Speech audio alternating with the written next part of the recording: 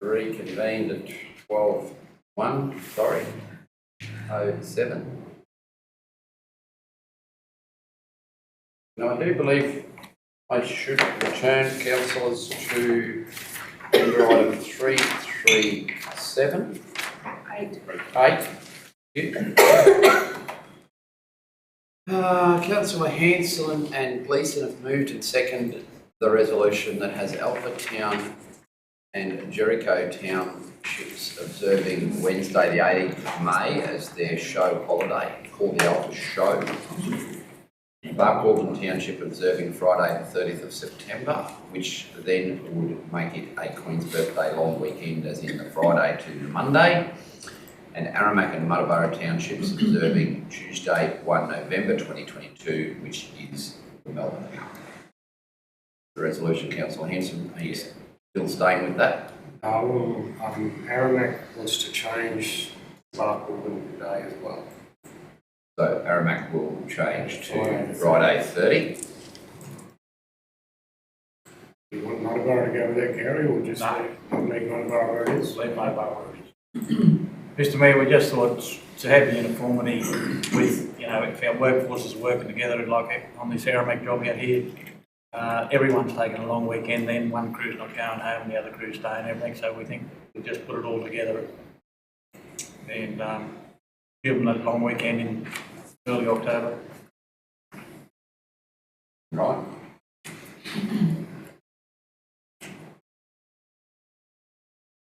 So that is the resolution as amended. The agreement of the mover and seconder. Is there any opposition to that? I need to have formal debate. I'll put the resolution to the vote. Those in favour? 6-0. Councillor Plum may rejoin. Whilst I'm out been sitting here waiting for the financial report and we're at it, we're just going to skip it. Skip me here. He's gone for lunch. We'll go to the works report, please. 3 o'clock. Excuse me, Mayor, we didn't get a mover and seconder for 3310. Can I have somebody move that we receive the annual operational plan? Councillor Peoples, a seconded. Councillor Arthur, those in favour. Carried 7-0. 351, the works report. Can I have somebody move that we receive the lads report? Councillor Gleeson, seconded. Councillor Plum, those in favour. Gary, lads, would you like to lead us through anything here? Thank you, through to me. Oh, what have we got? No MPIs here. PCIs. You're right, thank you. Just to the attention of the council members, there is an error in this sheet, a date error in relation to Hewitt and Matavara Road. It says completion date 3rd of the 8th. It can't be right, so I'll need to have a look at that. The starting date is the 16th. Well, the biggest problem is it's 3 years ago, Vlad. That's 3rd of the 8th, 2018. Yeah, so yeah, that's something that I need to have a look at. I just missed that one. The project and delivery, as you've got the TMR, Barcaldine and Aramac, Trench 1, gravel supply contract, that's underway. TMR Claremont, that's completed. Practical completion. TMR Capricorn Highway, I went for a drive down that way a couple of weeks ago. Most of the culverts are in. Most of them are just about done as well. Now, the 2019-2020 flood, 85% complete. 2019, we've still got 25%. We're doing okay. I'm not too perturbed with that. I think we'll get there with the amount of work that we have to do and some of the stuff that's gone out to contract. And we just started on the 2021 flood as well. There is attachments, and what I've done with I've named them deliveries, the projects that are delivery, and some of this fund, as we're in the first month of our new year, Most of the projects I've got no problem with, but there are a couple of them that are highlighted in orange or yellow, and that's the Aramac job. We need to have a look at how we can ramp that up and get that going, because we're about 49% complete.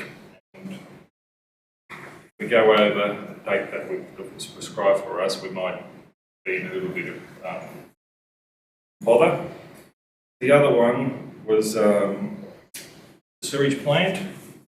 I know that there's quite a lot that has transpired and things that have been purchased, but on the ground, I believe that we're only about up to 10%, and we're waiting on most of that's the funds that have been spent on that have been on the actual plant that's coming our way, and there's some stuff that's coming from, I believe it's in Germany. So that's been paid for. I've been in contact. I'll have a weekly meeting with Carbon and Water, or Water and Carbon, have weekly meetings with them, and also in conjunction with GBA. I feel comfortable now, but I'm just alluding to the fact that we've got stuff happening around that we still you haven't seen. And you know, you may go around for the actual sewage treatment plant and see nothing there, but there are things that are happening behind the scenes. The pipeline, I'm hoping to have drawings for that ready to go, and a species ready to go to tender next week. I was promised by, they should be coming here Friday, so that pipeline from the sewer to the racetrack, that will be happening. So they're the two that, you know, I call them health checks, making sure that I understand that and keeping an eye on it. It's orange. I need to keep a close eye on it. If you see anything that's in red there and I bring it in there, then we're well past where we need to be. Yeah. The next Excel spreadsheet is Aramac. I was hoping that I'll have Alpha as well. I'll probably have that next. I will have that next council meeting. These are the starting dates for the flood damage,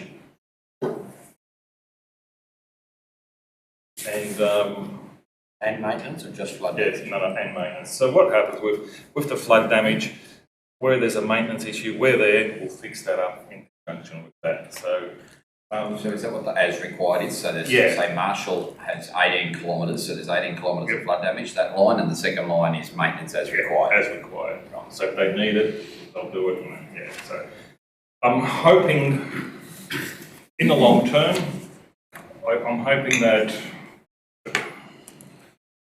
use the Mars system from QRA. Now I've started conversations with them just to capture where we're at any given time. So the way that the Mars, and I'm learning this as I go along, the Mars system, the QRA, Queensland Road Authority, they use the Mars system, and you can click on the road and brings up the road, shows you where it is, and it gives the details of that road. My aim is to, or my wish is to be able to do that, click on the road, and then have a look when it was last graded, what section was graded, and how much of it was graded, and it'll give you a date and time. That is in progress. That's my challenge, and hopefully that can be that can come to fruition, and anybody or any staff member can go in there and say, click on, all right, that's been done X amount of months ago, or whatever it may be. So these are the things that I'm looking at. So yeah. Which would also tell you if a road was being, say, under-resourced or over-resourced, you know, graded for the sake of it. Yeah. But from that you get the metadata, and then you can arrange and say, oh, hang on a minute, we're spending too much, and we're spending a lot of money and there's no result. or, yeah, so I think we need to have that data. I haven't seen that. We have got we are getting, we have got the new asset management system, but this is in the delivery, understanding where we're at, and it's transparency. So it's something that's on the radar in my program. Fantastic. Any questions? Through the mayor. Glenn, I'll just, some of these roads over in the Aramac side, I'm getting some complaints that they haven't been touched up for a while and that they are extremely rough. I think the best thing probably to do at some stage is, you know, we might have to go for a run around and have a look at them. Yes, through the mayor. The other thing that I want to do is actually do the driving around and have a look around and get local, you know, to show me around.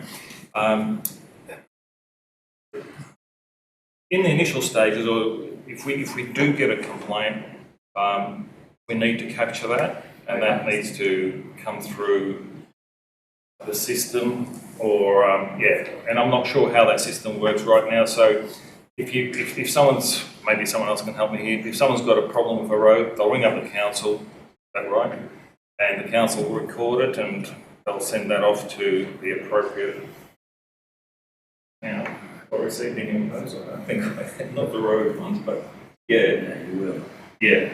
So Probably a fair gauge for me over home is our local mower. And, you know, if sometime we wanted to do a run, he'd be a good bloke to take with you because he knows all those roads, knows in the wet times where they get washed out and what have you. But and he's, you know, he knows what he's talking about. It'd be a good bloke to go for a run with, or get him to go for a run with you. But we get a chance to sit down at some stage, you know, a few of us, and just have a yarn to him too. But the sculpture trail, I understand at the moment, is very ordinary. yeah, So that's one that's we're getting complaints about over there. sculpture trail. Yeah. Yep.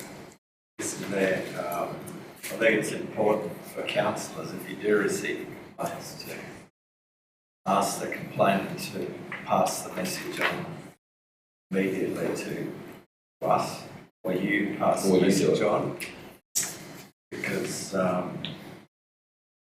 so that we can go and have a look, or you know, an officer can go and have a look and check out.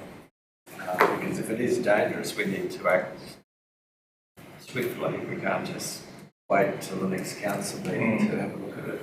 I'm happy to do that. Do we do it to you or to the mayor? Yeah, or the executive support coordinator. Because they then task it to whoever it is. If it's a road issue, it goes to Vlad. If it's a street issue, well, it may be something that doesn't need to go to the director of works. It can go to a senior work supervisor, or it may get tasked to Parks and Gardens. But so the councillors just go straight to the executive support coordinator. And that fits within our acceptable request guidelines. That's okay. You're not telling them to do it. You can't tell Debbie, can you get someone to go and grade the Eastmere Road? What you do is you say, I've just had a phone call regarding Eastmere Road or Stake Mountain Road. There's a problem on it. Can you look into it? Excuse me, Mr Mayor, the other day recently I sent an email to the CEO with the CCTUs, so from now on CEO and... Yeah, either of us, or it still ends up with Debbie. If it comes to us, that's fine, but it can be assessed. We're only going to pass it on to Debbie anyway, yes? Well, I am. Brett can pass it on to whoever he likes. But that's the funnel we're using. Thank you.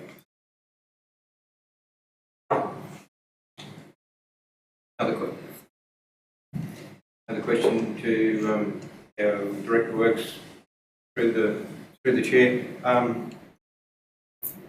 The Buckhorn landfill rubbish dump been going on for a long time. Can you just enlighten us in your short-term knowledge of where we're up to and the procedure of what's happening at the moment, please?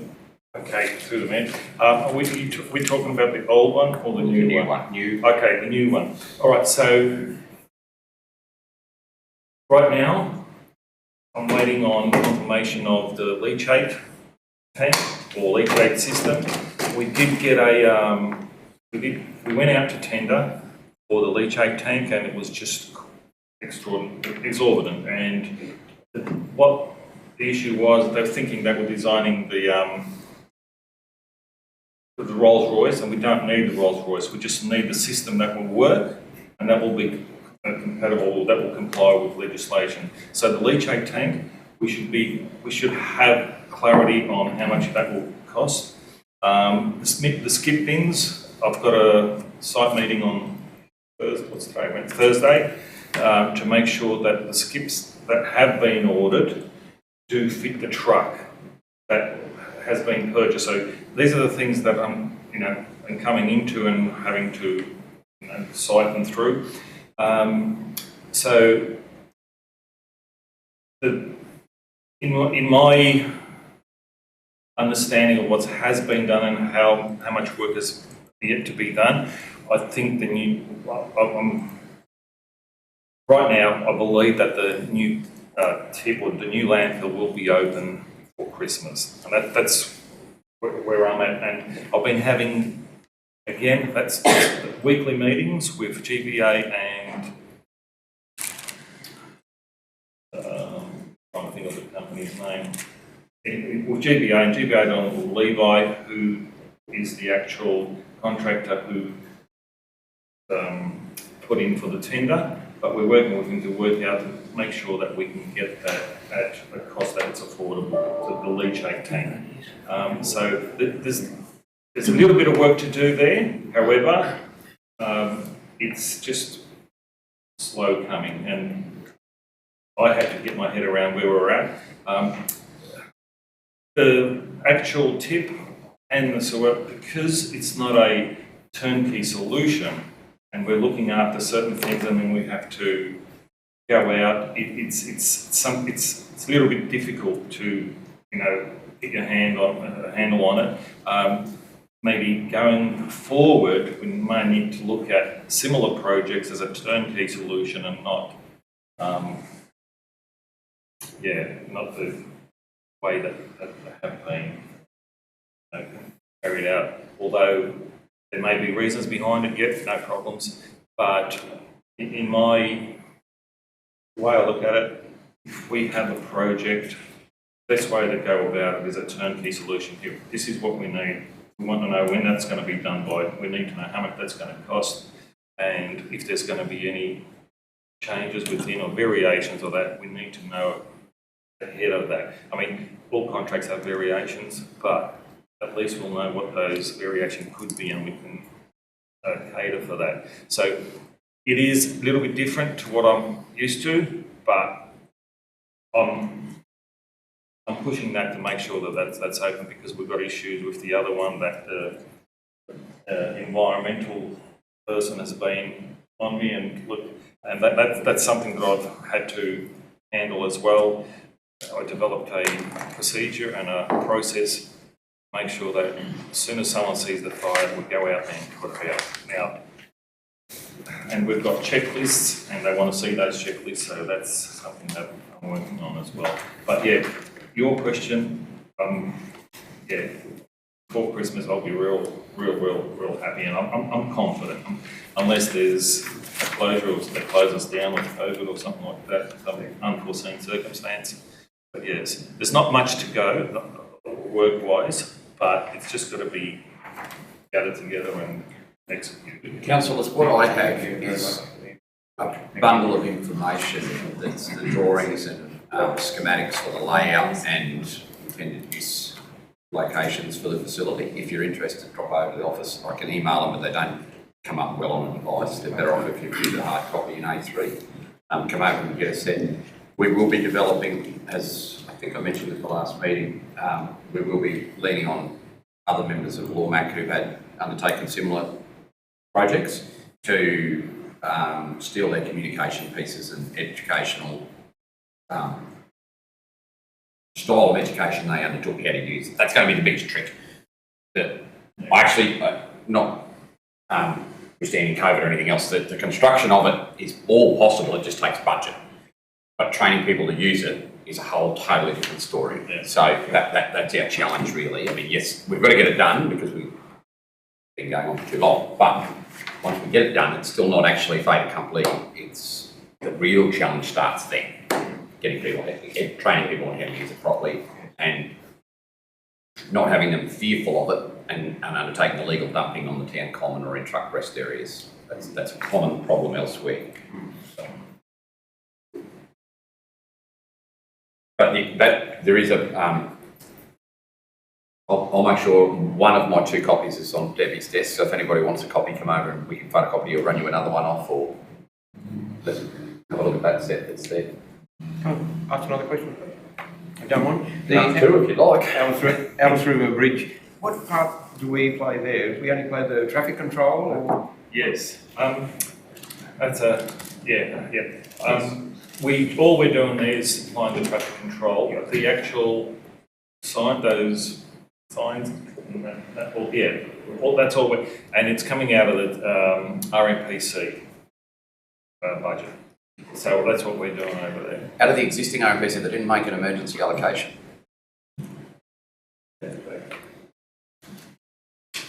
There is a special allocation. On top of. Right.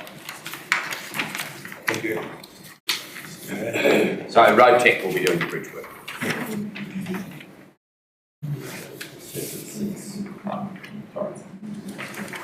Any more questions?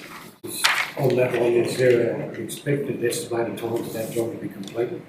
The bridge. Oh, no, look, I had a no idea. conversation with the director, Central West Director, about this about 3 weeks ago. They're going to do an element of the works prior to the wet season, but they're not going to decommission the bridge to do the final works until after the next wet season, because they know, they fully expect that any sort of run in the river will wash out their sidetrack. And there's some works that they can undertake prior to having to decommission it without action, but they don't want to do it in its entirety because they are fully aware of Howard's law. The minute they take it out of action, it'll rain and they'll have the Landsborough Highway shut. So they're anticipating mid next year. As defined by weather, basically.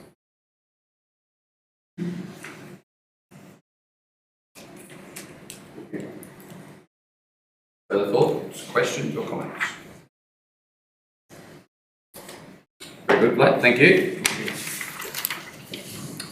I'll go back please to 341, financial report. So mate, do you have anything here? Oh, can I have somebody move we receive it first, please, Councillor Peoples? Second, Councillor Plum, those in favour?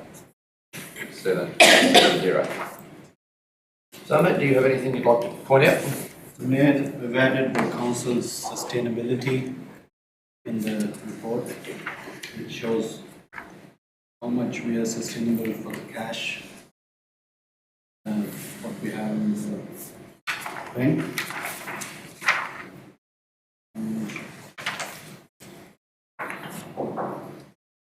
That's if we receive no other income. There's no further income there, Mr. Chair. Okay, so no further income's pretty self-explanatory, but I'm going to clarify it anyway. That means nil, not necessarily. So that's not rates.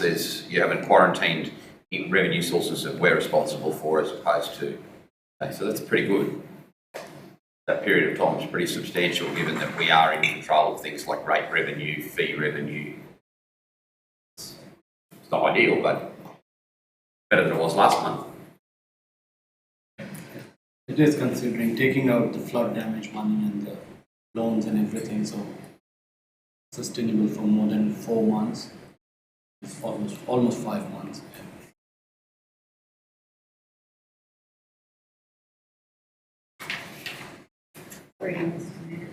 It's better than what you recommend. And I think, that's a classic doomsday scenario to assume no further income. All local governments control rate revenue, so we know we're going to get rates. That pushes that out a little bit further. So, the things that the discretionary income like bags, once again, we might get the increase, but we sort of know that's almost as locked as rates for us. So, and it's almost equivalent to the same amount of money, ironically. So It's the RMTC stuff that could stop, or the construction work that could stop, or the flood damage that could stop. They're the things that we are. They're the things that we are potentially able to see taken away. Rates and vags probably aren't going to be taken away. As I informed councillors yesterday, we've received an increase in our federal assistance grant.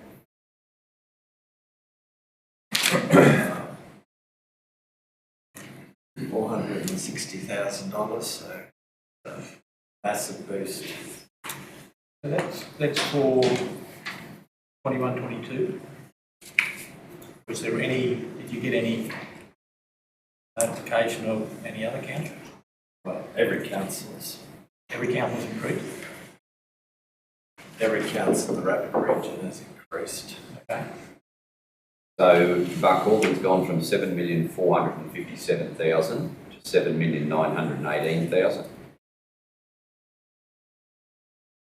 Longridge has gone from 7,754,000. 7,754,000 to 8,305,000. How big is that? 600,000.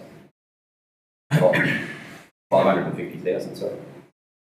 Blackwell Tambo has gone from 4,200,000 to 4,480,000.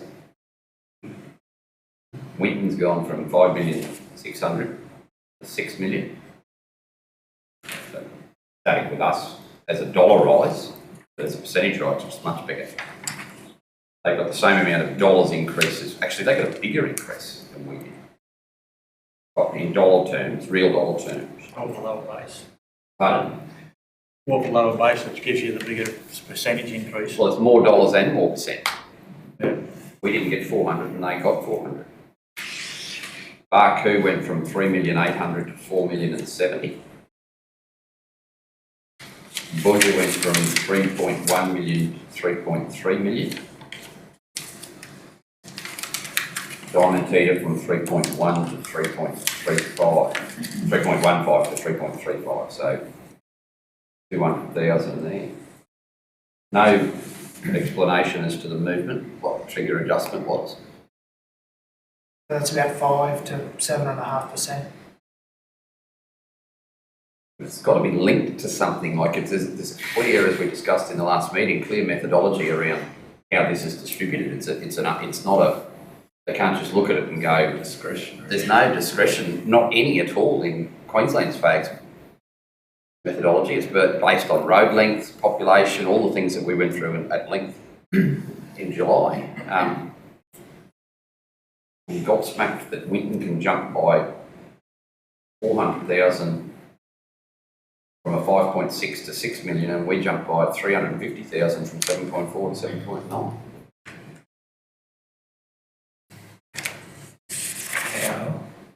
But Mr Mayor, at a minimum, thankful that it's an increase. Did you just say 350? Didn't you say 460 increase? Mark? 7,457,000, 7,918,000. What's that? 460, isn't it? Yeah. 460,000, or a few dollars change. 458. Anyway, we are grateful for that 458,000. That's substantial. Very substantial. Substantially bigger than CPI is. Anything else, Matt?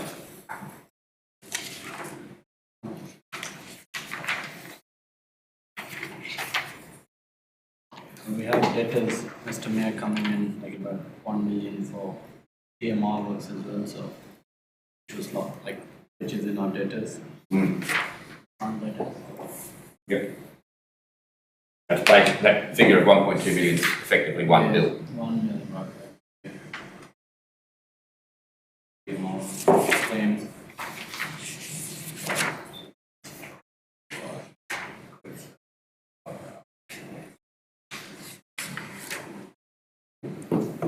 means they've got 5.5% more in bags.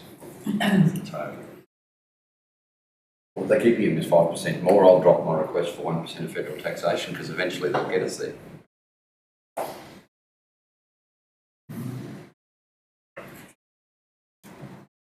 All right.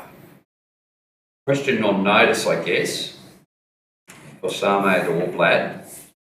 Our flood damage account that we've quarantined, there's a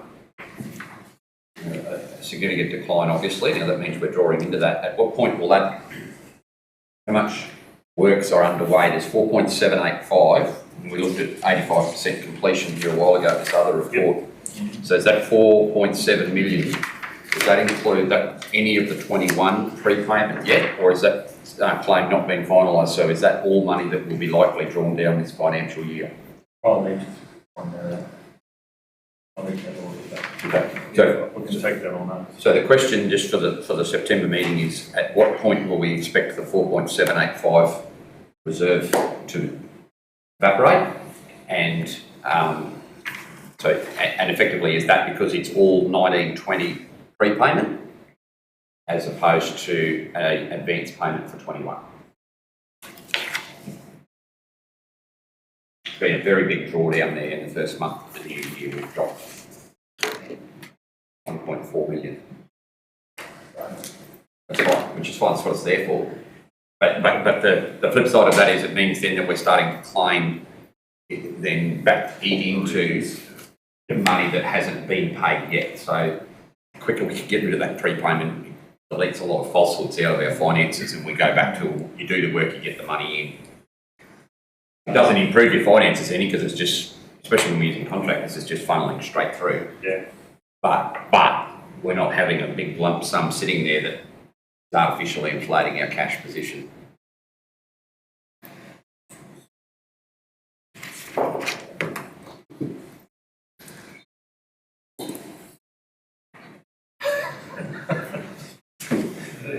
You want the air conditioner turned up this Freeze time? or you roast? Only one way to work out of this room very quickly, so we don't have to sit in front of that. All right. Any other questions for Samad or the team on finance?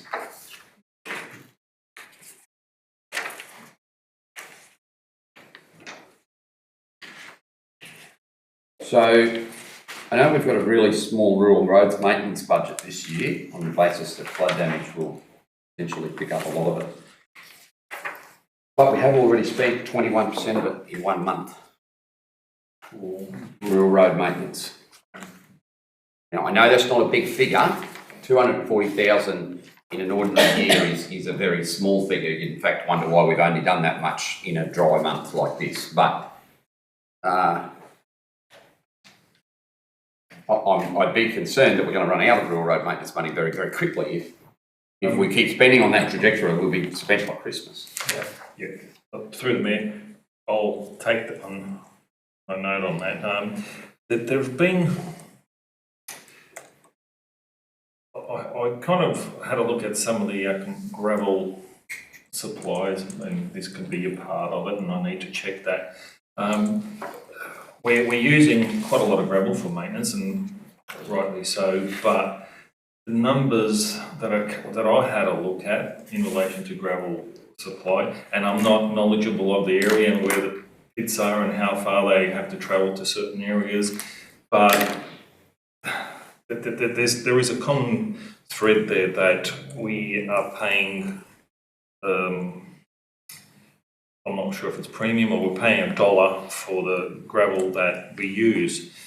But there is a point that I want to make, is that we have got our own pits and we have contractors that are uncovering or doing removing the overburden and then charging us back again. So there's an issue there that it's close to my heart and I want to have a look at. So that may be, it just may be that that's the cost that's come up at 20% or, yeah. Yeah, and that I'll could need be to the find case. that. I mean, it doesn't, it's just an arbitrary figure there, Yeah. or an isolated figure. You're right, there could have been quite a substantial amount of the gravel acquired that's required for several jobs to be the in-between bits of a flood damaged road. Could be anything. I just note if we are staying within budget, and we could quite possibly, because there may be, there's 2 months of the year we aren't grading roads, we don't do anything in December and January, so obviously there's... Yeah, and the other, and even some of the contracts that have come from TMR supply gravel first, and then, we'll get that. So it's just processes and work practices that we might need to have a look at and see whether there can be any savings, or whether, we can do things a little bit differently, especially in relation to gravel and got our own pits. I think it's worthwhile looking into. But I will get back to you in relation to that. That's fine. Rates. There's I just want to clarify this for councillors as well, or I shouldn't say that for myself. There's 225,000 in outstanding rates, or 147 separate assessments, which, there's roughly 50 outstanding more than 1 year. Is that just an anomaly because we've rolled over 1 July? Yes. They're not actually 12 months outstanding, they're just rates from last year. Last year. When you roll over, it doesn't give you any crunch, it all falls into the first year. Right, thank you. So if we look at the rolling average of 3 and 2 years, 40 to 60 assessments outstanding, so there's obviously arrears issues there. If we pick that up to say 80, well, would we realistically expect that there's 60 odd of those assessments that we're going to expect? Or have we got a problem? Brett, Jenny, Paula, Damien? There's 80 assessments on top of those that have been outstanding for 2 or more years there that I'm concerned about. Should we be flagging any of these? Mr. Mayor, for the 5 years and 5+ years, they've been pretty much the same for 7 We've months. got recovery action on all those 3+ years. I'm only worried about the difference between 1 and 2. I understand from years 2 on there's a problem. It's the plus 65 that I'm concerned about. And that, Mr. Mayor, is where we don't have any power to do anything.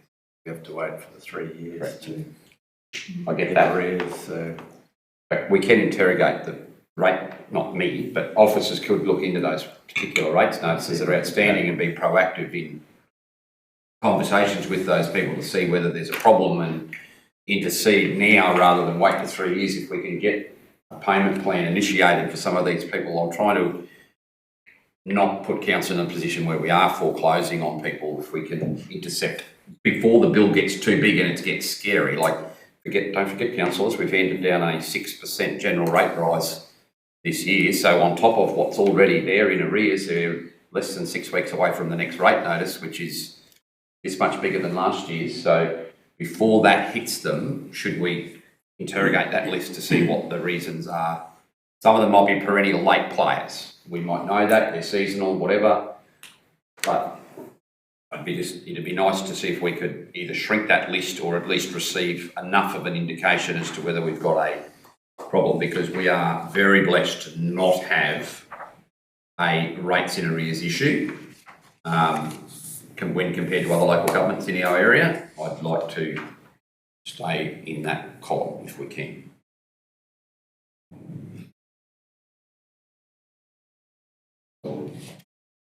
Can I have a look at that for the next meeting? Well, at the next meeting, rates will be issued, won't they? When do they go out?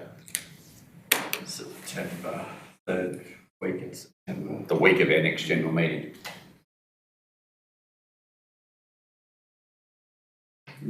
Yeah, Mr. Mayor, there'll be the October meeting, which will have those. So, so the September general meeting report will be perfect because it won't have yet had the new rates issued, so they won't fall as even current. We'll be able to see what this 147 has shrunk by.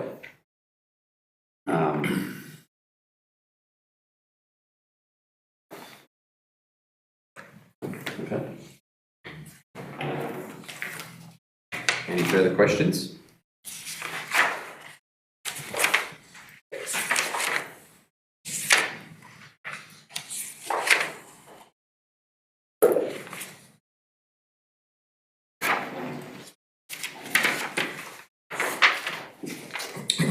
I mean, councillors, I'm not trying to be too dramatic, but I mean, it is only. Mr Mayor, just to point out that he's checking back the last 2 years.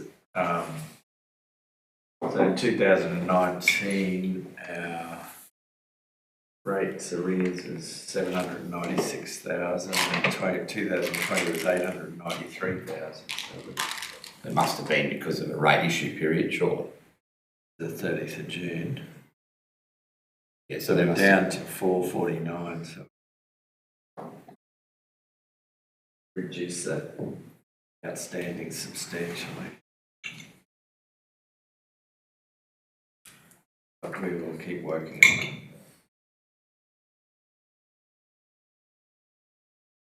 Okay. 361, can I simply move we receive Damien's report? Councillor Gleeson, Councillor Hanson. Those in favour? Carried. Damien, you can report. Other than what we read.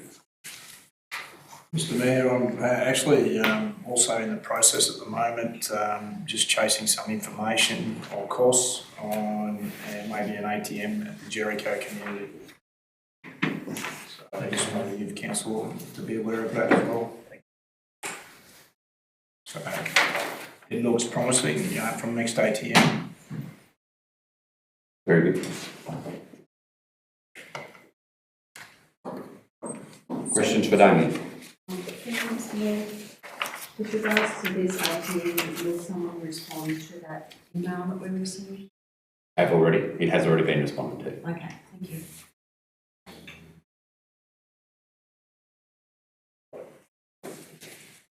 Further questions?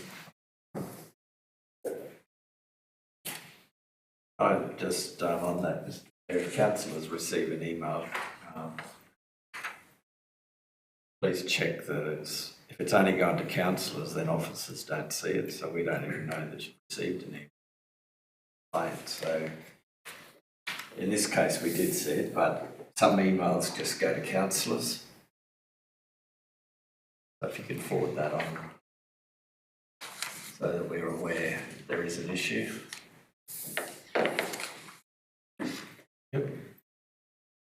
So, Damien, the finally a little bit of traction with the TMR police request to extend the 60k sign west at Alpha. Is that the case on the entrance to town? Yes. So it will now be at the dip on this side. I believe it's going to be coming in from Emerald.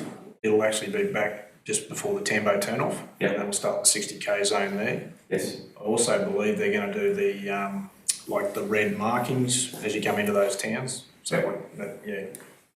And will they shift the one on the western approach as well? Yes. Back further, because currently you go past the new entrance on the western side of town at 80 kilometres an hour, so they're coming on at 60 into an 80. And because the 60 sign's at the top of the hill, rather than back about 300 metres further to the west. So yeah, we've supported UPS in their representation of TMR on that. Yep. Yeah, very good.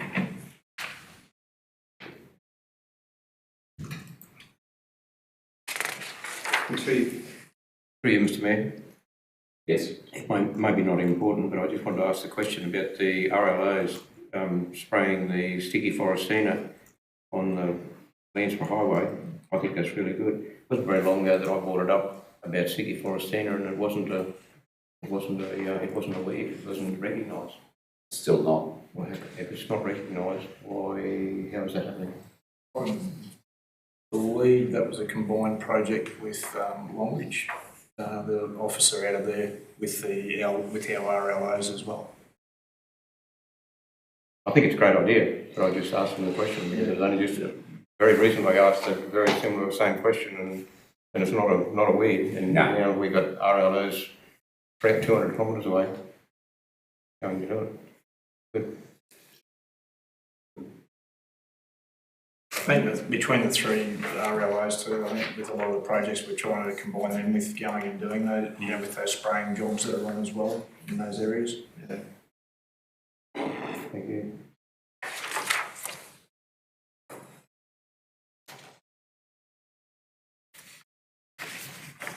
Okay.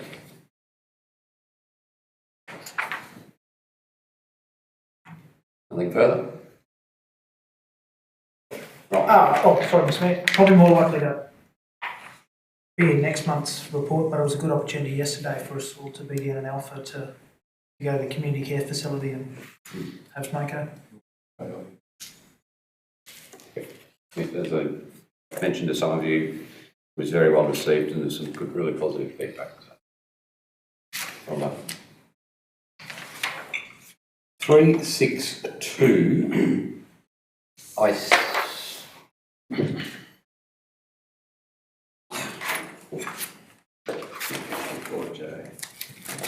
Which number? 254J. Yeah, but which exemption? Oh, gee. Commercial, yeah, There. That one, or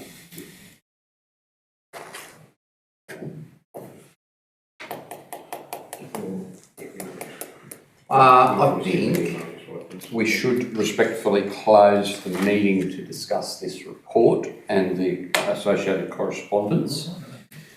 My thought is that it is a commercial matter, potentially, involving the local government for which a public discussion would be likely to prejudice the interests of the local government. Talking about whether we do or do not want to sell the house and how much we do or do not want to sell it for in public before we've even gone to market would be prejudicial to our interests. So I'm in your hands, councillors, but I would suspect that there's sufficient grounds to declare the meeting closed under section 254J3G. I move that we close Councillor the meeting. Beeson moves that we close the meeting subject to section 254J3G. Second, Councillor Hanson. Any opposition? Those in favour? 7-0.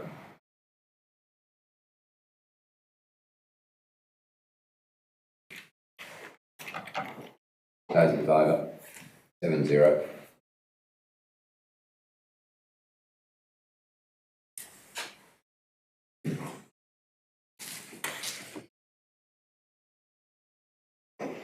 I will move that council defers this matter to a subsequent meeting of council to allow for officers to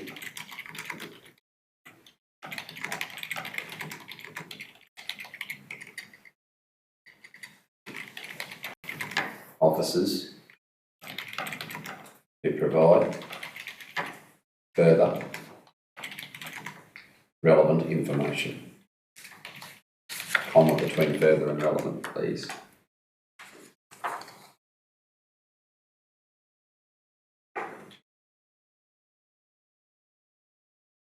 Full stop. Is there a seconder? Arthur? Will there be discussion or debate? Those in favour? So we'll go then back to these. Taylor? Against? Councillor Fields? No, I'm in favour, Mr. Mayor. 7-0. Sorry, Councillor Blunt. So we'll go back to these people and just tell them. Okay. Yes. Because they're potentially going to need to keep their offer of finance current for a period of time for this to happen. Yeah. That's my frustration. 363, or is it 371? Sorry, 371. Can I have somebody move Paul's report be received? Councillor Rogers, seconded Councillor Gleeson. Those in favour? 7-0. Paul. I'll openly invite you all to the MIC opening on the 11th of September. So,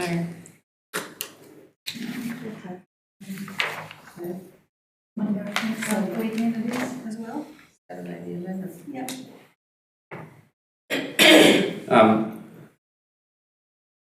Just hang around after this meeting, councillors, because I want to discuss something with officers about the 2 people that I have in mind to actually cut the ribbon that day. So if we can all be here, just sorry for anyone watching in a few days' time who wants to know who it is, just turn up at Matavara on the 11th. Yep.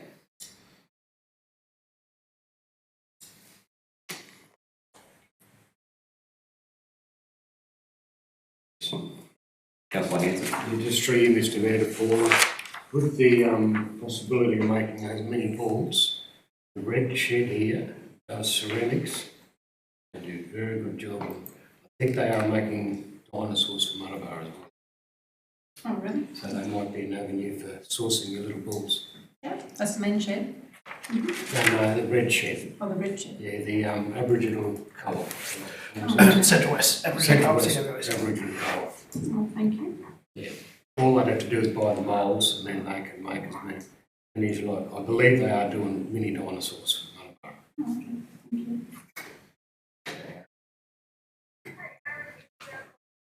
Thank you.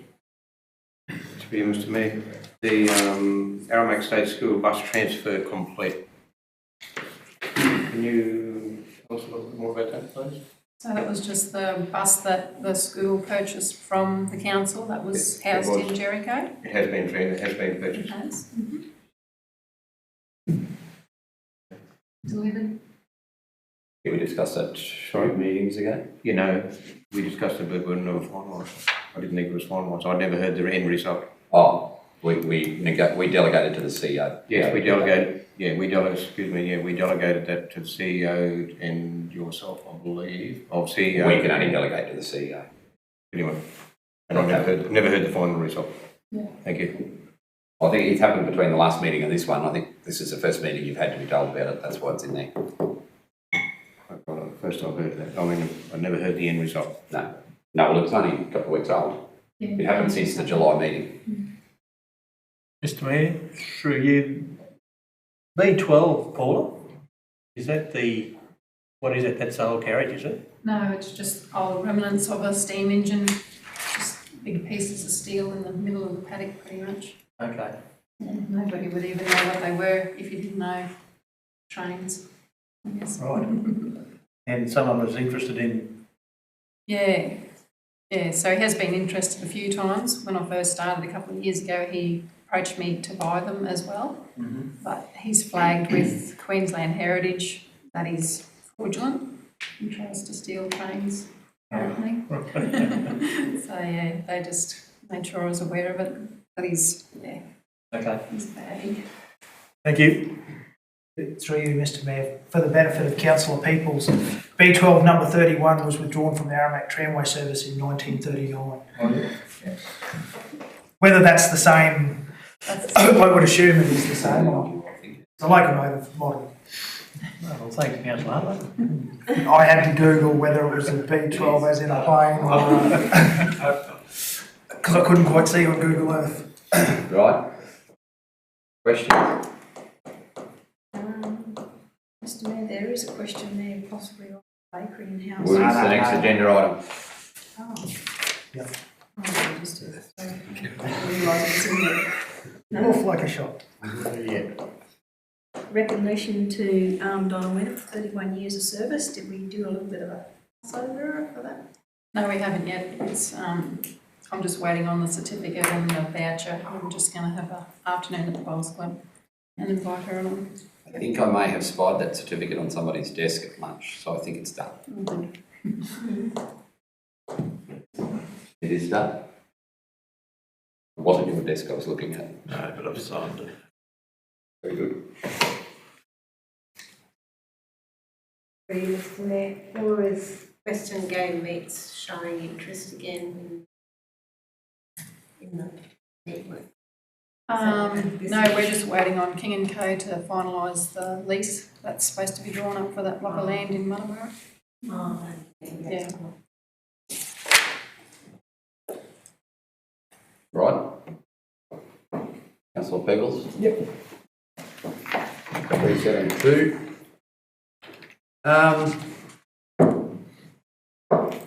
On the same basis that we closed the meeting to discuss this, the sale of the council asset, it's no different to the sale of the house. I think we should follow the same procedure and close the meeting under section 254J3G, please. Would be my suggestion. Councillor Plum moves, Councillor Gleeson seconds. Those in favour?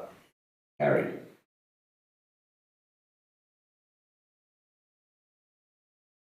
Do I have a mover, please, for the resolution that Council agrees to list the Aramac Bakery and residence for tender by sale or lease? Would that be the correct terminology? Yes. Thanks for that. Councillor Hanson, seconded Councillor Gleeson. Just check the wording here. After residence. And the sale or lease by tender. You happy with that? You have to take the does not agree. In that first line, the council agrees to list the Aramac Bakery. Does it have to be by tender? As we've already gone to tender, gone to sale previously? I think the intent is to go by tender so that they can assess whether they want this accepted or not. Is there another way? Well, because it's gone to tender, then yes, technically we could just authorise officers to sell it. At Whatever At price our they price. want. Well, a price that we choose. correct. It has been listed for sale recently, enough that it'll be covered. We go for tender again, it's the same process really. Sorry, who moved and seconded? Gleeson, Hanson, or the other way around. Whichever, that's the way it is now anyway, Gleeson, Hanson. I should have said Arthur and completely confused everybody. Any debate? Just a question, does that include the residence behind it? It says there, resident. In the throes of speaking. I was just interested as to whether that tender would be, they need to go as a whole unit. Would that, as I said, on the same lot? Yes. Yes, okay. But, Mr Mayor, if someone who lived in Aramac just wanted to lease the shop, we can do that. They just they just occupy the shop and we can still lease the house to We can somebody. still potentially rent the house, So utilise the house. could we say the list of Aramac Bakery and or residents? So that they knew that. Well, we are listing both and they are one block.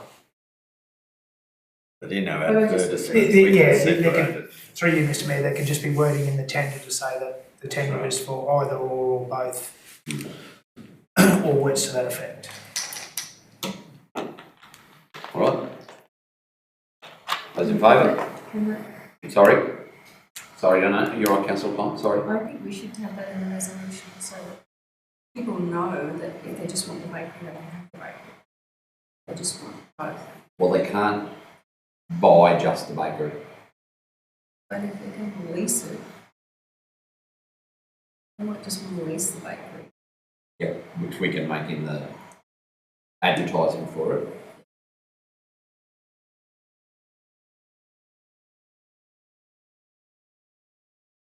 Councillors, are you happy with your resolution? Do you want to put it as it is? Or do you want to amend it as in line with Councillor Plum's commentary around?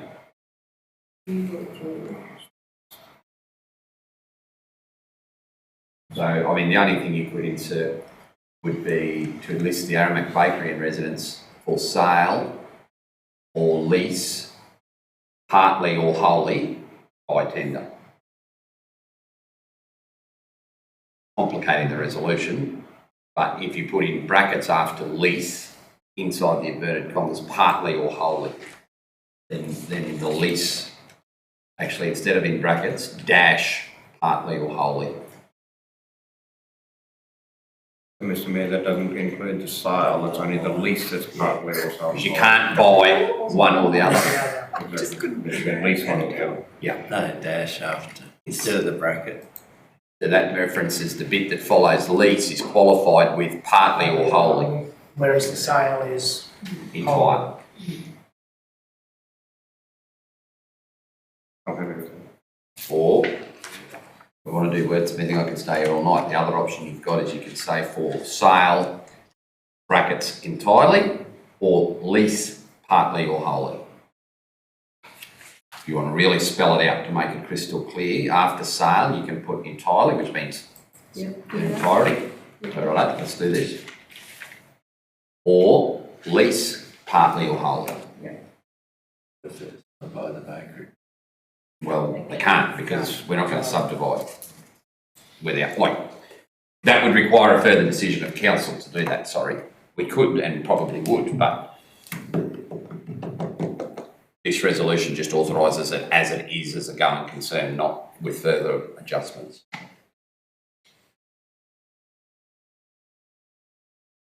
Mover and second is happy with those amendments? I'm happy with that, Mr. Mayor. Yes, Mr. Mayor. Any debate?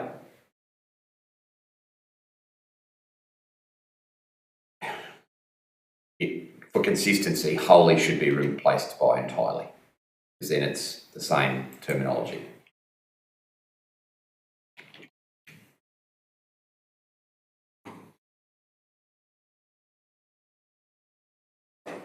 Mover, seconder, happy again. Sorry, I keep wordsmithing your resolution here. Councillor Plum, does that reflect your concern? Thank you. Those in favour? Carried 6-0.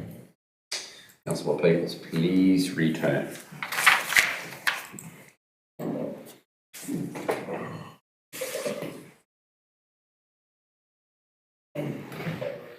Can I please have a resolution to close the meeting under section 54J3G?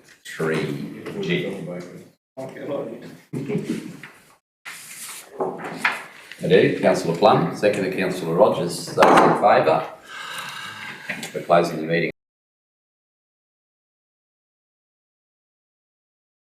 Conflict of interest in the agenda item 373. Councillor Gleeson. Sorry. You got to write this up? Councillor Gleeson is declaring a prescribed conflict of interest in the agenda item 37.3 due to a personal interest. Should we go in recess for a while so we can use? Okay. Do I have a mover of the resolution to offer the house and land at 32 Porter Street, Aramac, for sale by tender? It is moved by Councillor Arthur and seconded by Councillor Hanson. Debate, discussion, those in favour? 6-0. Councillor Gleeson may return.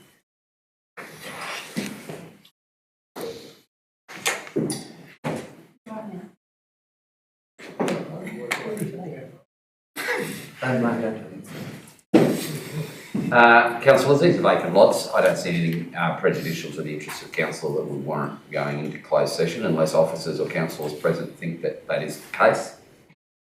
That being not, council agree to this. Is there opposition to this resolution? A mover? One, seconder. Councillor Arthur. Opposition? Those in favour? 7-0. Two councillors are leaving.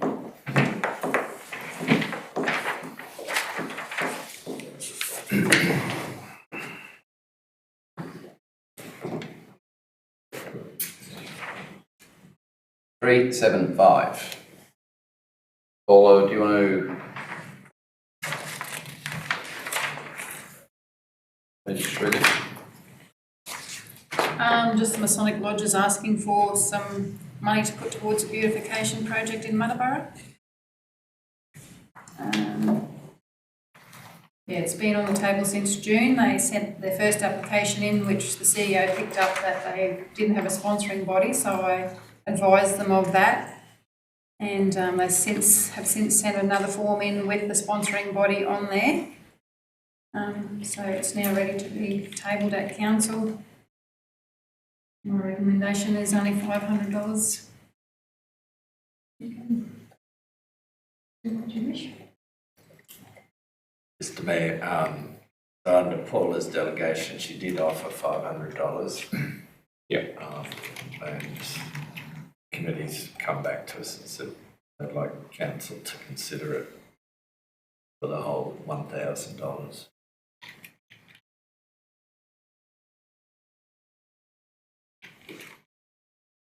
Councillors? Through you, Mr Mayor. So is the beautification of the Masonic Lodge grounds, or is it a community project somewhere else in town? Of the Masonic Lodge grounds. It's in, yeah.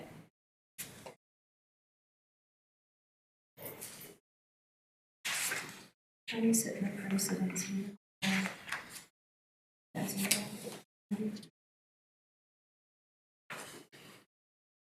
Damien,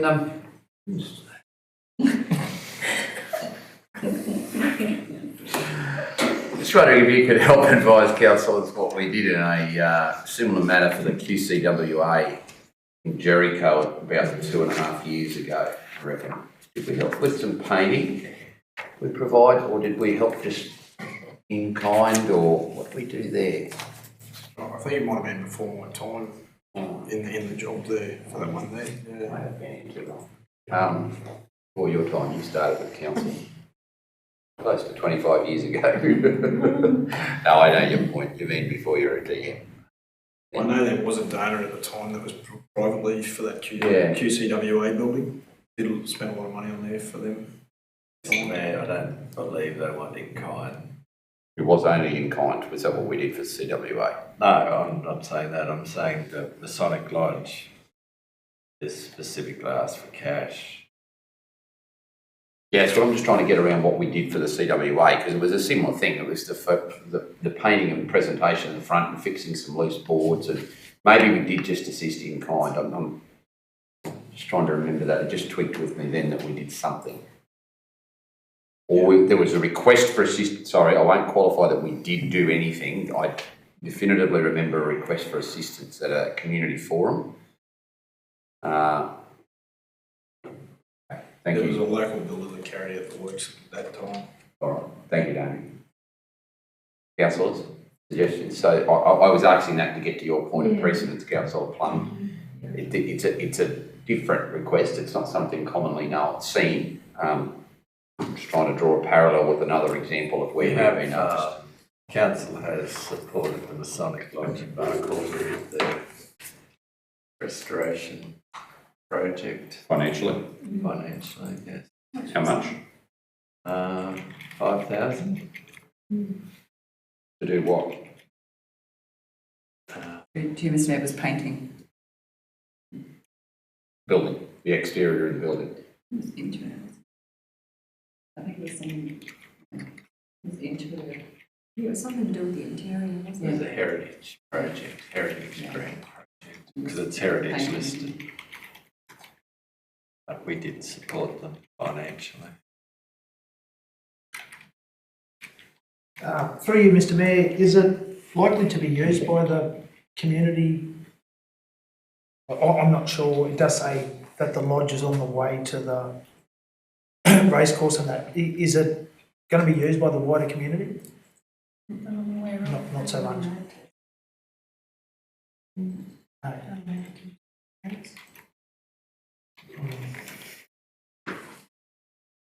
Through you, Mr Mayor, they're requesting $1,000 in cash donation. 500. Correct. Officer's recommendation is for 5. Yes. If they want more, they're rejecting what was offered, and the officers are standing by their recommendation.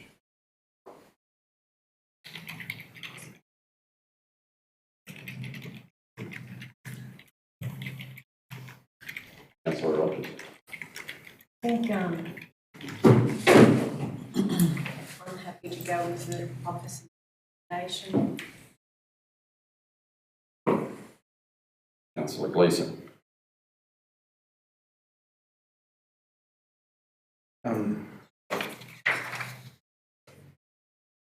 We've got to back our officers, but is there a way of assisting with in kind as well, if we can make a note of that somehow, some way?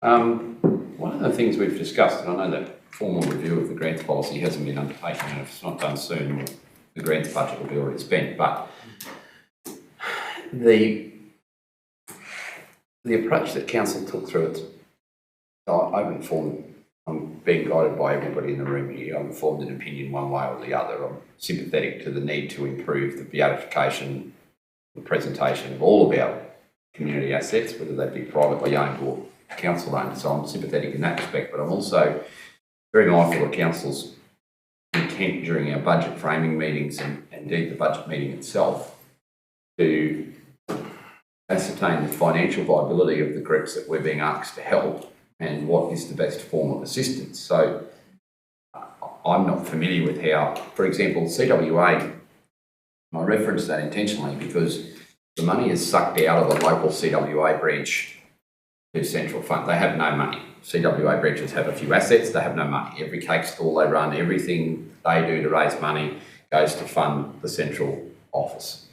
So I'm aware of that operation. I'm not aware of how the Masonic Lodge operates as to whether they have their own independent finances there, and if they are, is this $1,000 a drop in the ocean compared to what they can provide, or is it a substantial? So, is there anything that came in their initial request that would indicate their dependency on the extra 500 for the success or not of the project?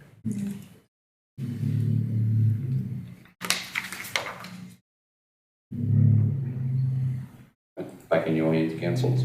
Just the only thing I draw to your attention is you were clear about that when we framed it. When I spoke to one of the proponents, he said that they were using the money to buy watering systems, timers, plants, and fencing materials. They were doing the work, wanted the cash to pay for those things. The main issue I have with it, Mr. Mayor, is that if it's not necessarily usable or open to the general and wider public, and I could be wrong, but the Masonic lodges are male only, aren't they? You can't be a female member of a lodge, so I'm struggling to support an organisation that doesn't allow female members. Mr. Mayor, Masonic Lodge is very secretive in their dealings and that apparently, but they do help out lots of... I know they do a lot of good. But it would be nice if we knew a little more. But the QCWA now, you can be a male member or a friend of it. It's not exclusive. I apologise to both organisations for even, I didn't attempt to link. No, I'm not picking I was just using my knowledge of one here in this conversation. Perhaps the same thing exists with the Masons. Maybe they're cash strapped and require this. Councillor Rogers, you're inclined to stay with it. Councillor Plum, you want to stay with 5 or go to 1? Come back to you. Sorry? You're inclined to stay at 5 or go to 0? I'll stay at 500. Officer's recommendation. Staying at 500, so I've got the 3 of you 500. Yeah, I'll go with the 5. Somebody going to move that? Councillor Rogers, seconded Councillor Arthur. Those in favour? 5-0. Somebody return both Councillors Hanson and Piddly.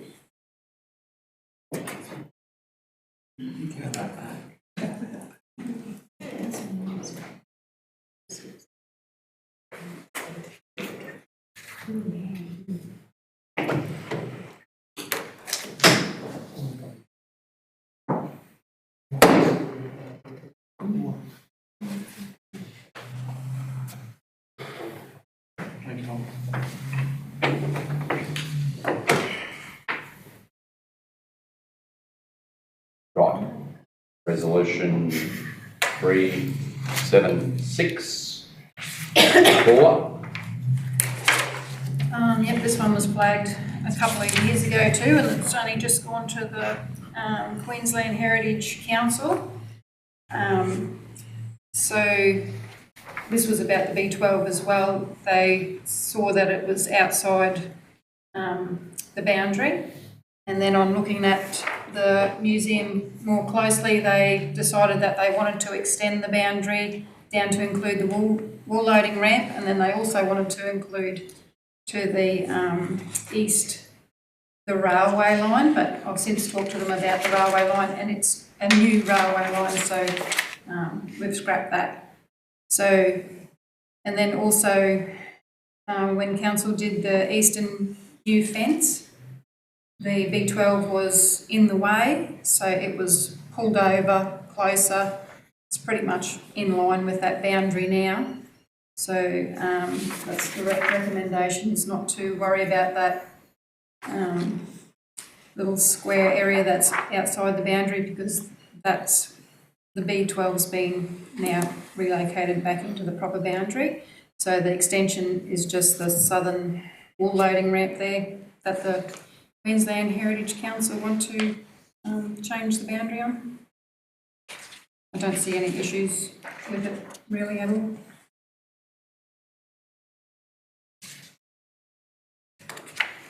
Councillors? No.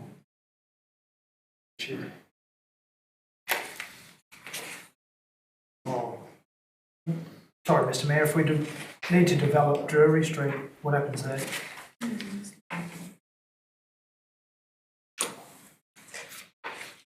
Or do we put a...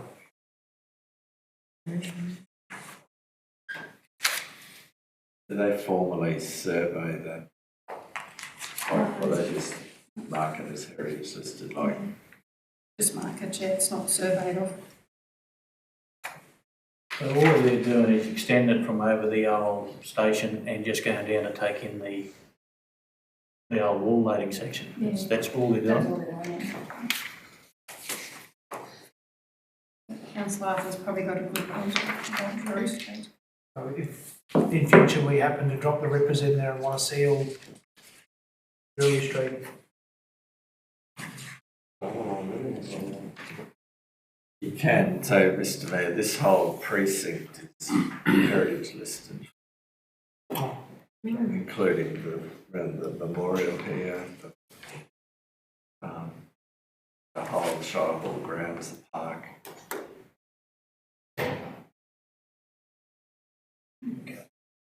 You can still do work there. It's just got to be in keeping with the heritage value of the area.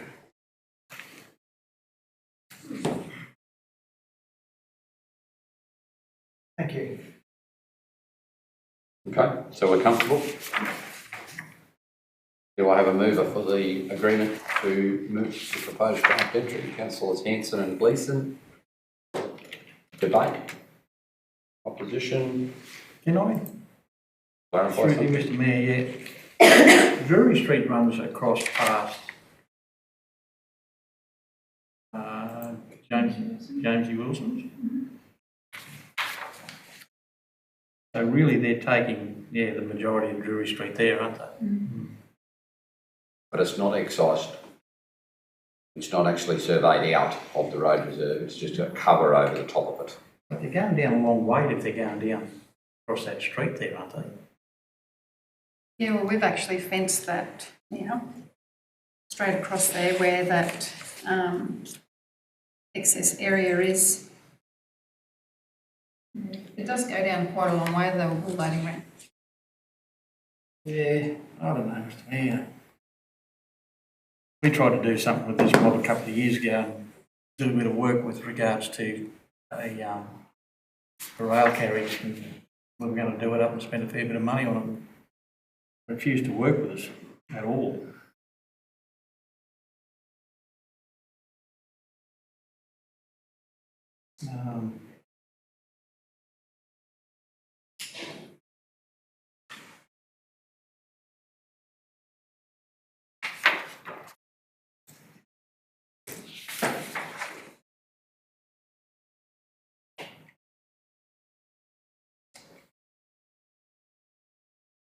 So, Mr. Mayor, is it actually, Maturi Street today is not unused? Yeah, All of it? no. No. It's Well, only 100 metres that's used, I think. and this section would be, what, 120 to 150 metres past? Yeah. Where we use, yeah. And I doubt that it get used to this, really. But once this gets done, it'll never get used ever. Well, it can. It can. Mr Mayor, it may just mean that if we do decide to seal the road, that instead of just black seal there, there's a concrete square to demark or delineate what used to be there to represent the previous heritage, But we can still turn it into a road, but we've got to get their permission to do anything of it. Well, it's still a road. Not taking the road away. It's just got a heritage layer over the top of the road. But we still need to ask their permission if we want to do anything there. Well, I don't think the old what's there is not going to go anywhere anyway, is it? It's not without them. We don't. If we don't heritage list it, it's still going to stay there. What do you, Mr Mayor, what's actually there in that loading room? It's just a built-up area with a big steel frame over the top of it where they used to pick things up and pick them up. No engines. No, it's free. It's a free area. It's just built up with a loading room.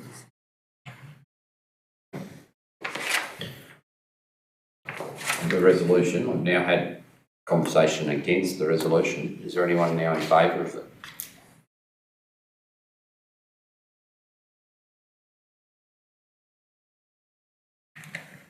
In favour? Oh, yeah. Because I'm actually asked for it. I just want to see if anyone wants to speak in favour of it, speak or against the motion.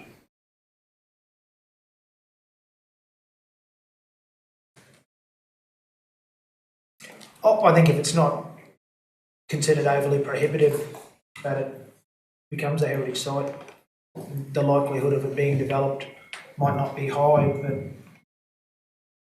at some stage I guess it could be used as another access to the Tramway Museum as a bit of a historical part of it to be developed. They've obviously recognised that loading ramp as a valuable heritage asset. They want to protect it. By putting this layer in, that's what they're doing.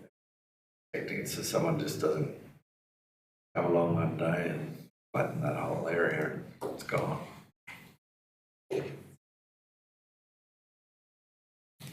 That suits us. Can you have a look at that on Google Maps, see where the actual road boundary is? I think it's a good idea. All scar? Can we just minimise the minutes, Debbie, and go to like Google Maps or Google Earth or something? And while we're downloading that, anyone want to refill their coffee cups? I was going to say Queensland Globe would probably. Yeah. Sorry, just wasn't sure what was for accessibility.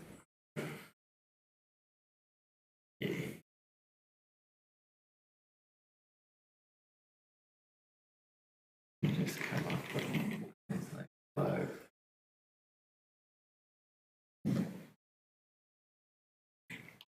There. Sorry? Wonderful.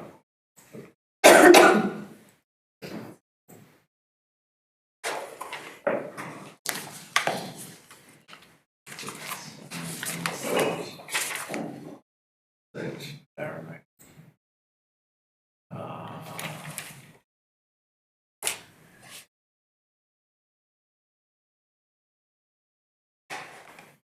I had trouble trying to load it last night and today, Queensland Globe. Right.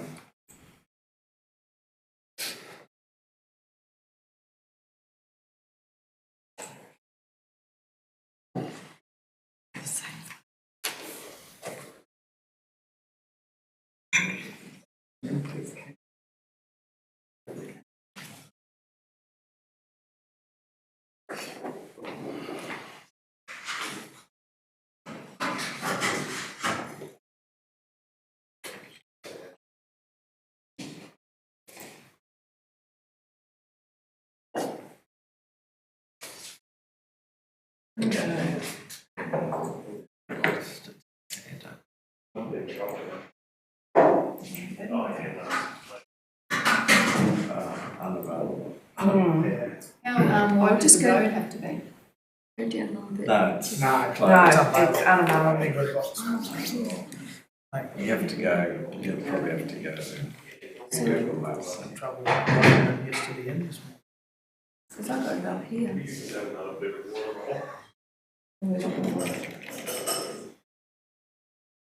Tramway or Drury Street, what do you want?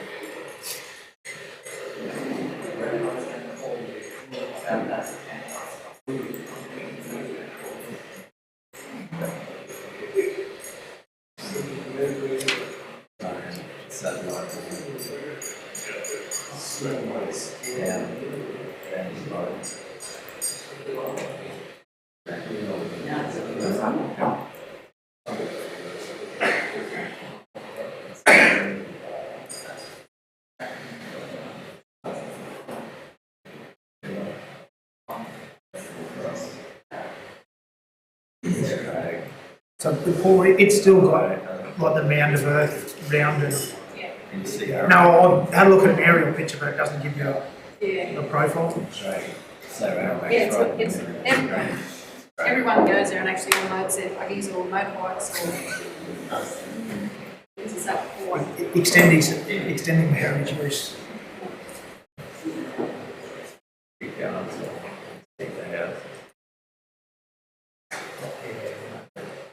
I'm not sure if you can still use the bottom end of, like the lower bit of Drury Street. It'll still be 13 metres from the loading ramp into the road reserve.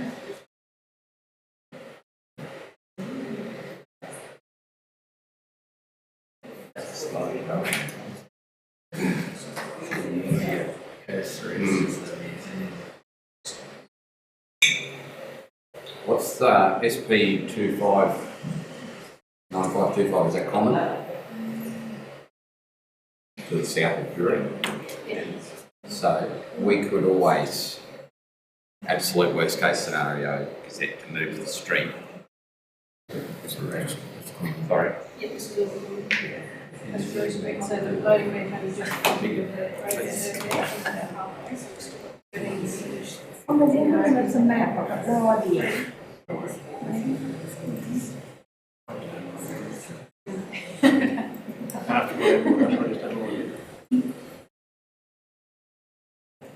You could always just put a cul-de-sac at the end of that street, one line the other way. Well, Boundary Street comes down the other side of it. 1 Street. Either way.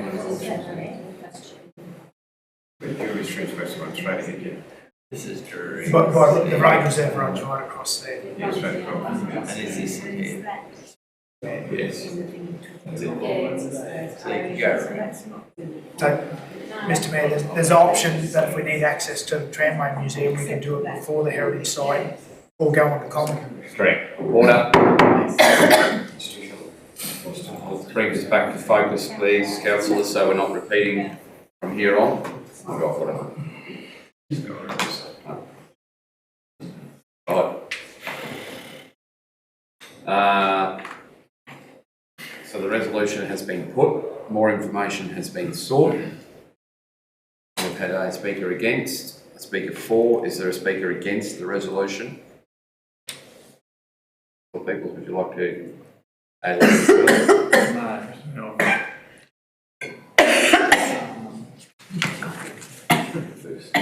I just think we, it's not going to change anything whether it's heritage listed or not, and we create an area where we need to get permission to do anything there with parcel of land that we already own ourselves, so that's my issue with it. Around the room, Councillor Rogers. Closing comments? I think I'm inclined to agree with Councillor Peoples because we are not likely to go and destroy things like that anyway. We know that there's a lot of that. And the less red tape. Councillor Plum.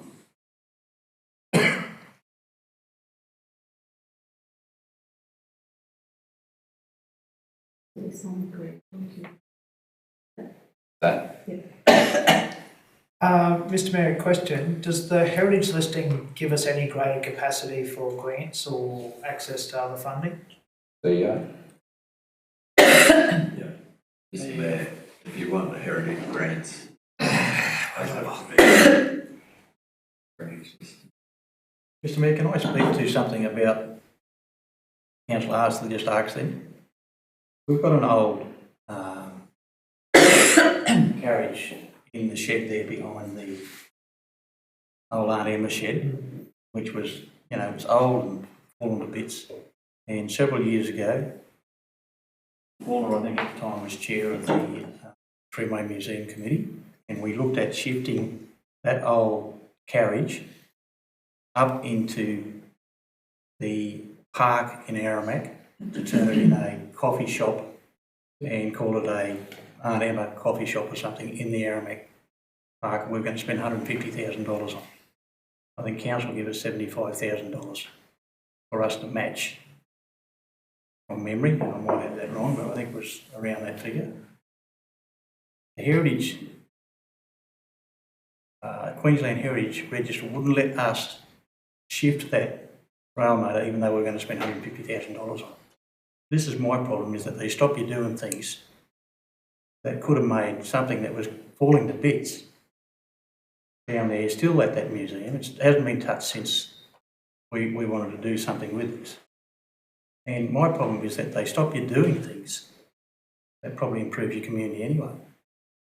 They would have still had that rail motor carriage in the town. It just wouldn't have been on the heritage side. And we were going to spend $150,000 on it. That was my issue. This is my issue, that they stop you doing things that figures they're on their side.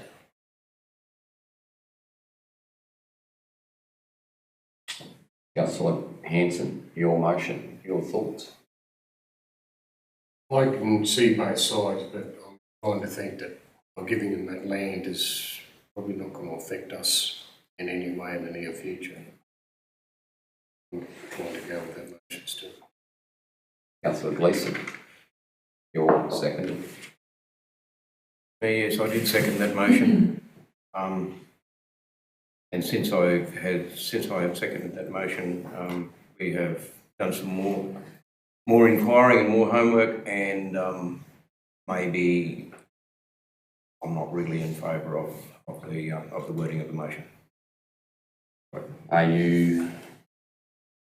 No, you've seconded it, so you've got to hold that. Because you'll have to vote accordingly. Any further commentary? Put the resolution to the vote. Those in favour? No, you don't have to. Those you get some clarification from Councillor Gleeson? Councillor Gleeson, what's up? Sorry? What's your concern? If I second the motion, if I move the motion, I would have to vote for it. Not necessarily. If I second the motion, you don't. Neither a mover nor a seconder is bound to vote in either direction of the resolution. Thank you. Now, if I may order in the chamber, those in favour of the resolution, please clearly raise your hand.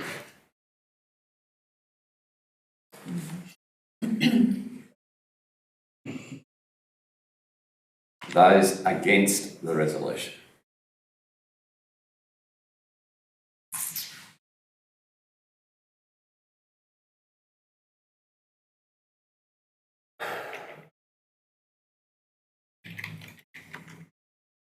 Resolution is lost. 3-4. 381. Can I have somebody move, please, that Benny's information is what we received? Councillor Plum, seconded.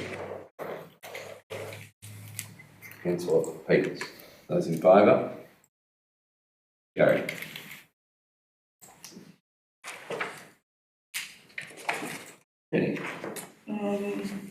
Just in regard to the Globe lookout, I went down and had a site meeting with representatives from M3 Architect, the project manager and the site manager last Thursday, just to give us an update on where they're at, because like as you see, there doesn't look to be any activity going there, but the steelwork is actually being done in Brisbane at the moment, so it comes up fully painted and everything. They said about 3 trucks will carry that up. They're hoping that's going to be here around that week of Westec, so you'll start to see a bit more stuff happening there then. So very good people to work with, I have found. So you would all see that the park sign is up, which looks very nice. I will just add to that the acting CEO and myself went up to the rec park last Friday, and Rob happened to be there. I asked him about interested in an official opening of it. He hadn't even actually seen the sign. He obviously he knew it was up, but he expressed that he didn't need to have an official opening. Looks very nice. If you've all seen it, they're placed. I'm pretty glad we went with putting it on that cement slab rather than putting it into the grass. Yeah, been a job well done. Colours match the other signage that are up the main street. We had asked to have a timber look, and on consulting, we were advised that it's probably not, it's high maintenance to do it that way, so, but it does look good. I don't think there's too much else that's in there. But you will see that the information centre has been very busy. July was a very big month, and it's very grateful to a volunteer that is there actually every day unless he's unwell. So without his help, our tourist officer would be struggling on her own. So yeah, but he's been a very big assistance, and he's there pretty much 5 days a week. And those QCWA markets went off without a hitch. The tables and chairs were collected on a trailer. They were delivered back on the Monday, and it all worked perfectly fine. The August ones have been cancelled. Questions? I've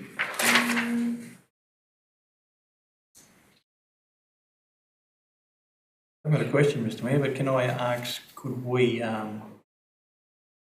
send something to this volunteer thanking him for what he's doing for council, please? Through you, Mr. Mayor, I think they have a luncheon. I think this particular, they do, but I think the district managers singled out this individual for the extra over and above.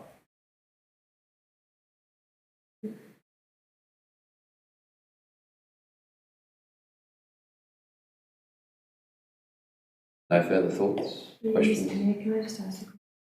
Yeah. Jenny, the Bullock Shed lease or contract, is it advancing or? Through you, Mr. Mayor, that is actually with the family for signing, and on its return, and I probably did see him standing at the door over there. There's only 2 staff in the office today, and they're actually partaking in some training. I'm just waiting for that to be returned to us in the for the signing off by council.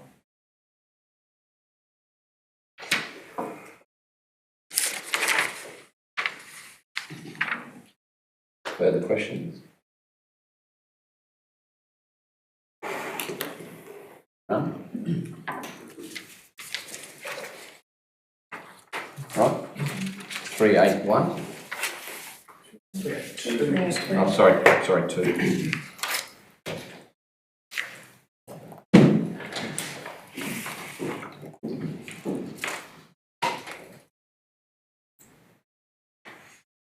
Jenny. To you, Mr. Mayor, this is merely a formality in regard to milestone reporting for this funding. They require a specific resolution. We have provided, I think we went back to at least 2 meetings, gave them the copy of the budget, but they came back with, and they specifically need a resolution with the wording as stipulated in their agreement. So hence that's why we're just putting this one up today to meet a milestone reporting for the funding body. Okay. Is it something that they're contractually now asking for specific wording around their resolutions? Is that? That is my understanding, Mr Mayor. Yes. They won't give us the funding, basically. Are they telling us that? So did they change the rules on that after they give us the funding, or is it buried deep in the contract somewhere? I'm not sure. What was the agreement after? Yeah, but I'm not sure where it's embedded in the contract, Mr Mayor, but this, the milestone report that it's for is milestone 2, which is actually, there is no financial payment out of it, but they still won't pass us on that milestone until I have this. Okay. Mr Mayor, can I ask a question? Did we discuss in the past that if there's any funding shortfall that the contractor was willing to make good if there was, with regards to? No. There was contingency. No, they were going to accept that if there was a condition change on site that they hadn't budgeted for, they wore that. Didn't we cut the contingencies down? We transferred the contingency across to the screen. Okay, so responsibility for any funding shortfall across or other contributions change. So the government's saying, don't come back to us and ask for more money if you go over your budget. This resolution's about. The council will wear any cost overrun. Which is effectively the case now. Anyway. The project's so well advanced, we've virtually committed to all the costs are committed.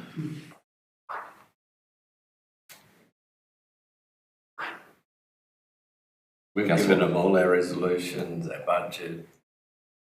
They're saying they want the exact words written, their milestone, council resolution.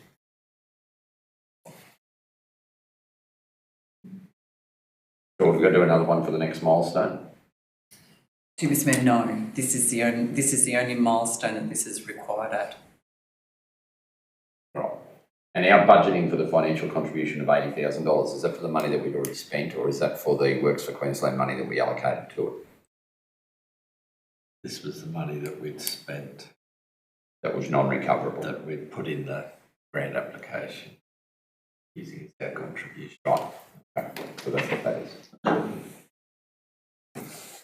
Councillor Plum, you're moving. Second.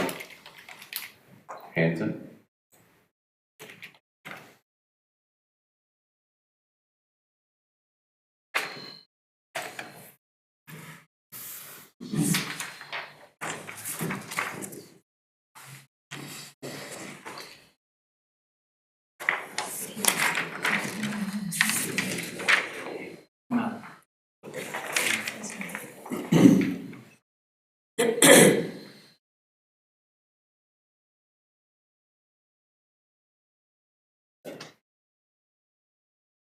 What meeting did we do that at? April. Special meeting. No, it was after that. May.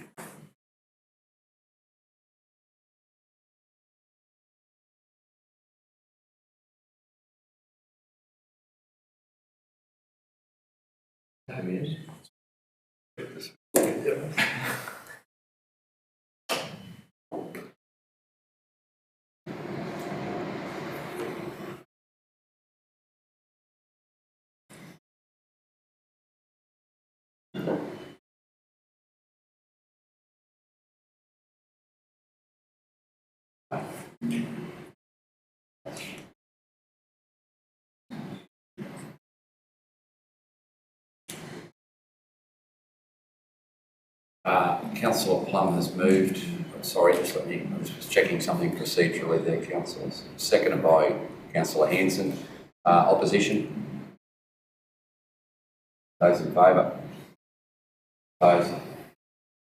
6-0. Councillor Arthur may return.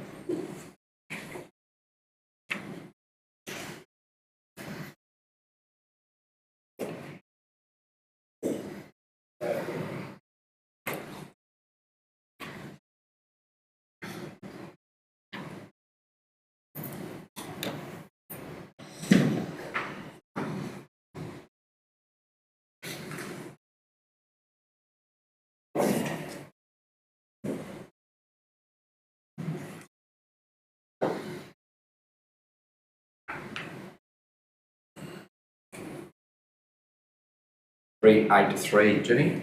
Would you add to your report here? The member of the RSL have asked about the roller quantum board that is on the southern wall in our supper room. That was put up because it was found just sitting in a room doing nothing, so I see no reason. It's of value to them and their group, and I'm sure that they would leave that open to any, family members historically that want to come and see that. Any councillors with an alternative view? No, so we don't necessarily know whether council owns it or RSL own it or it's on loan from. Mr. Mayor, we found it basically in a storeroom on the floor. It's obviously been there for, I don't know how many years. Yep. Where it was originally located, so we put it up in the supper room so that at least it's on display. Okay. Do I have a Councillor Plum moves? Seconder. Councillor Gleeson. Anyone against? Those in favour? 7-0. Right. Just with that, would it have been in that building previously and then when we moved out of it? Well, potentially.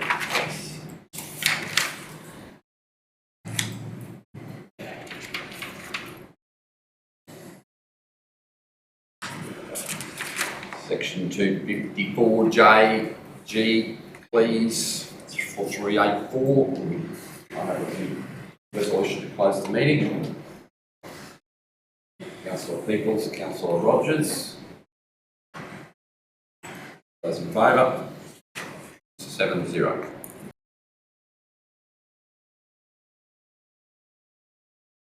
We have somebody move the resolution. Councillor Arthur, Councillor Plum. Those in favour? 7-0.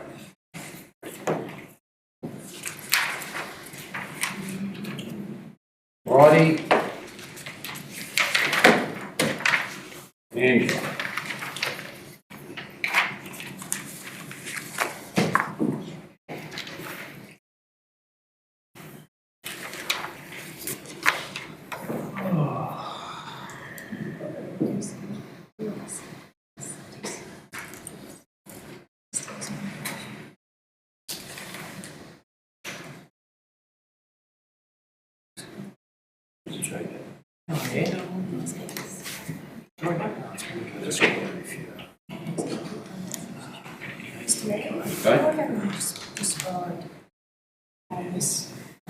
It's an information report on this show.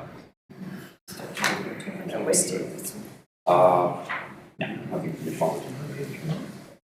Can I have somebody please move that we receive Angela's report? Welcome, Angela.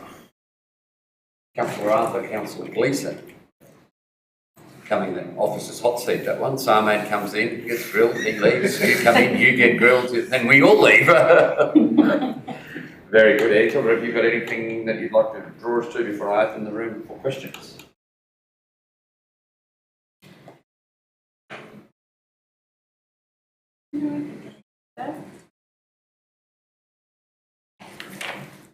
Okay, councillors.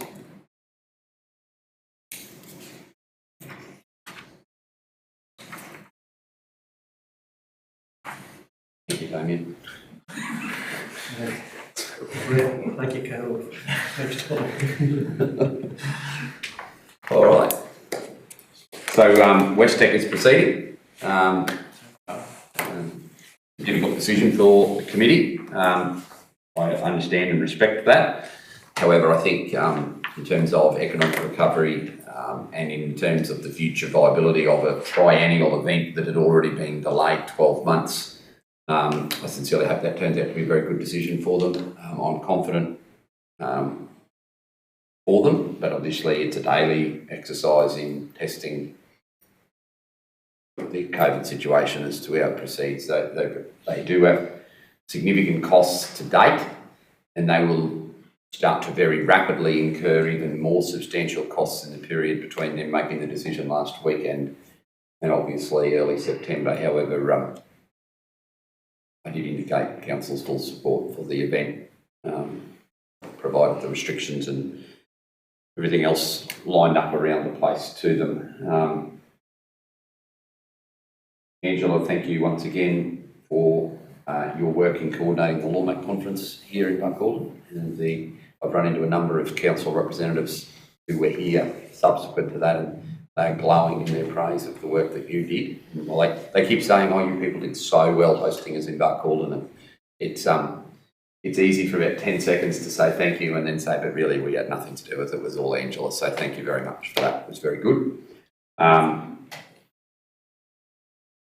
yes, the Outback Masters have confirmed, which is very good. I do note that they had something I wasn't aware of until after the announcement.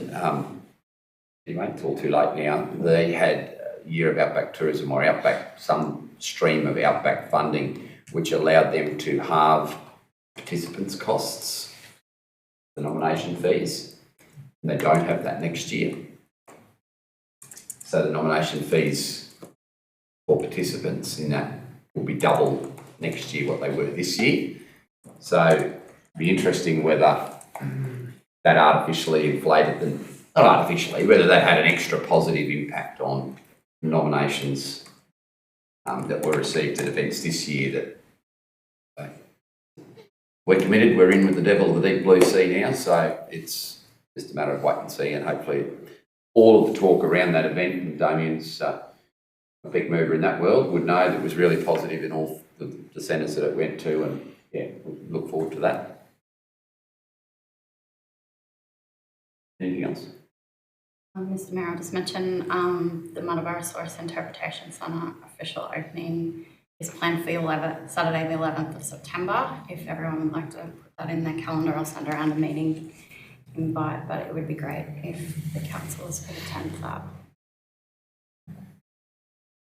So I'm just going to have a quick chat after this meeting about two people that I'd like to be the ribbon cutters for that. Mm-hmm. And the cameras know that because we discussed it during Paula's report, so we'll keep that in our open meeting.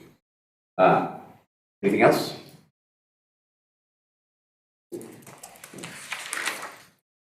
Okay. Braddock's report 392. Somebody please. Oh, do you need to talk through this? Explain it, Eddie. Here's what it is. Does any council have any question for it?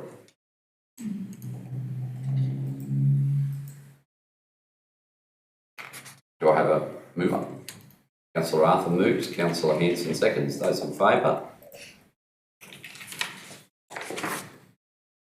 Yep. 7-0. Okay. Right. Notified motion.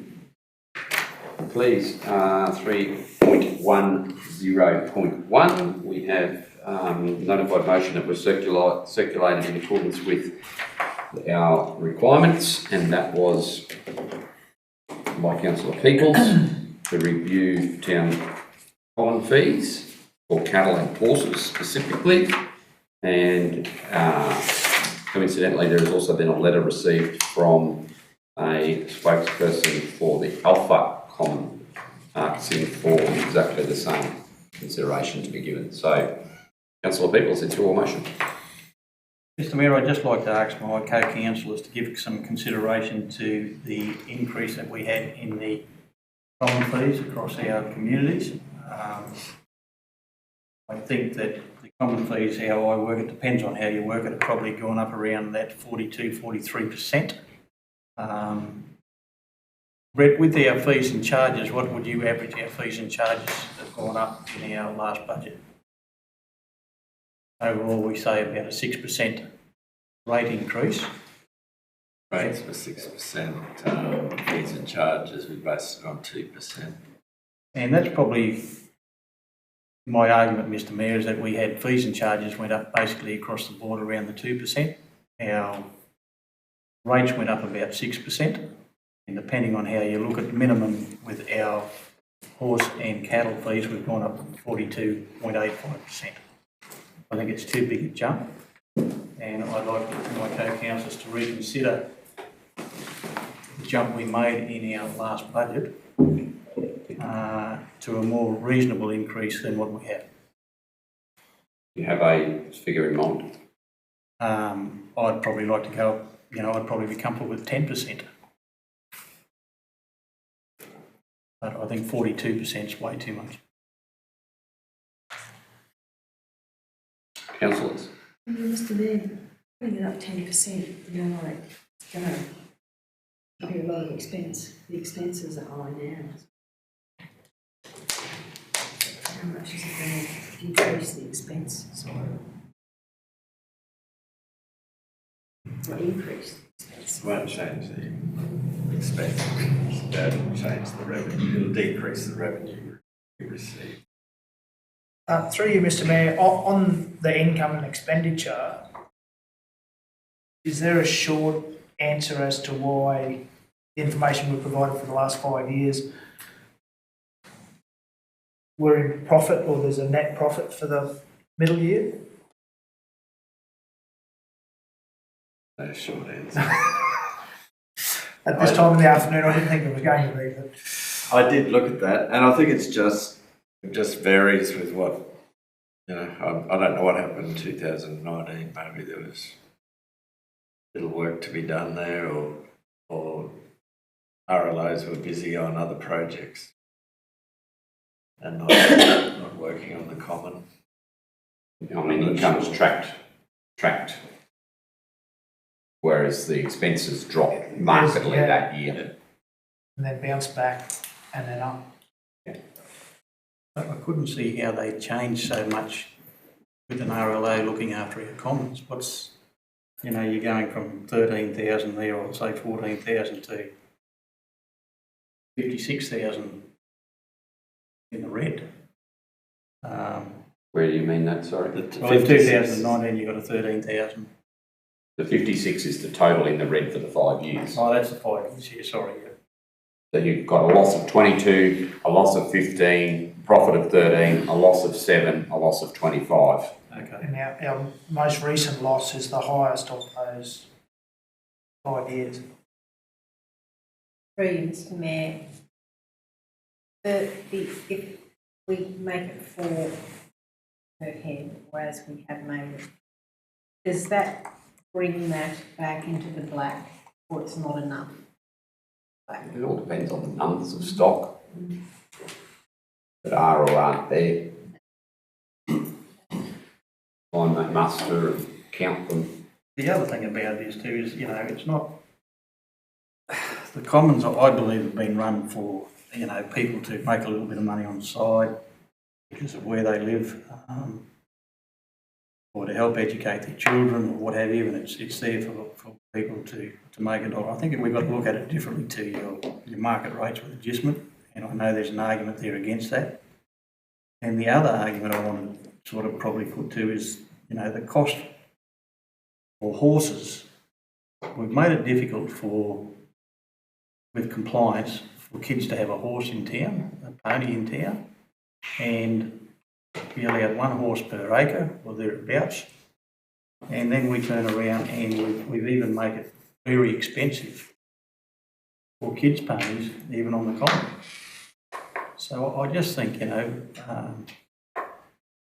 think we're making it a bit tough for the people that live in our towns on both of these areas, both with cattle and horses. And, if you're not happy with 10%, have a look at something else, but I think it jumped by 42% when we went up 2% with everything else.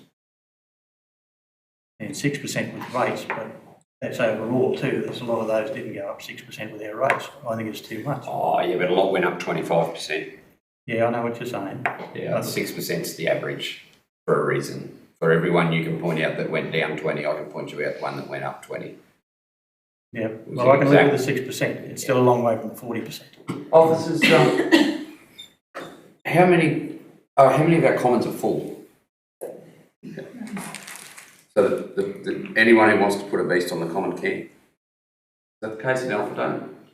Yeah, that's close to capacity in Alpha.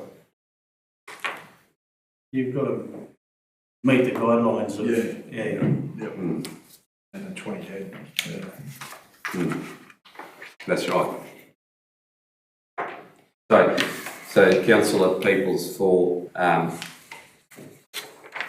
somebody who can meet the guidelines in Alpha and fits in the common, and someone who meets the guidelines but because the common's full can't, if they want to run a few head to raise some boarding school fees for their kids. Yep. The ones that were fortunate enough to be drawn out of the hat to go on the common get to run them at under market rates, which that is anyway, but they get to run them well under market rates. And the people who aren't fortunate enough to have their marble drawn out of the hat have got to pay market rates. Well, I don't think we've had any marbles drawn out of the hat yet, because I don't know if we've got anyone else that are chasing to go on common, Mr Mayor. There's two in Alpha. Right, look, there's two in Alpha. In the past, where we've had too many that were on the common, we've reduced the number that they're entitled to so those people can get on. Now, we've done that in previous years. It might have gone from 20 back to 15 a person so some others can get on. So I think we would have to judge those things on their merits as they come to us. But I don't think that, that we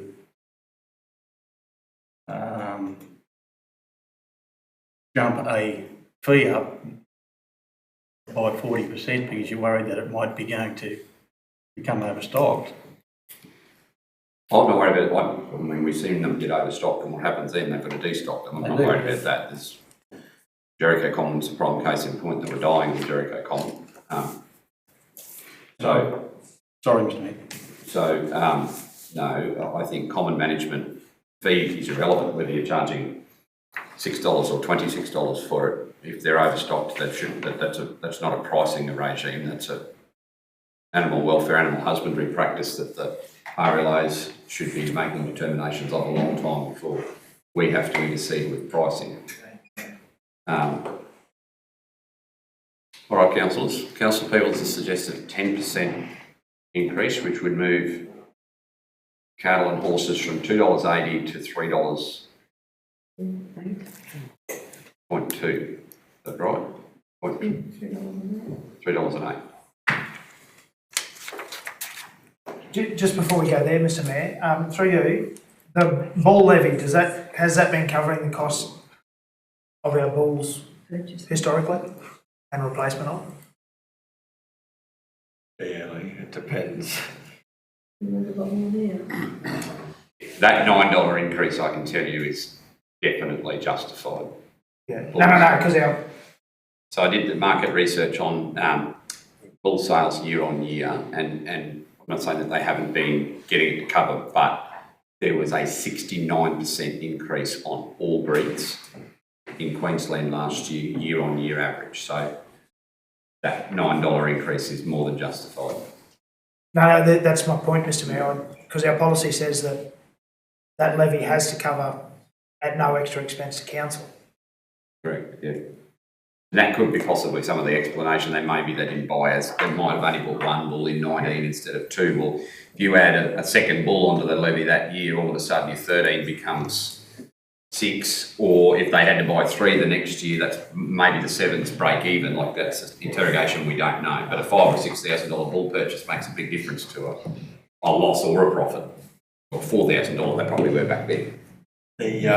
So the 5-year average To bring the income up to cover the expenses, we'd have to increase the fees by 16%. That would recover the $56,000 loss.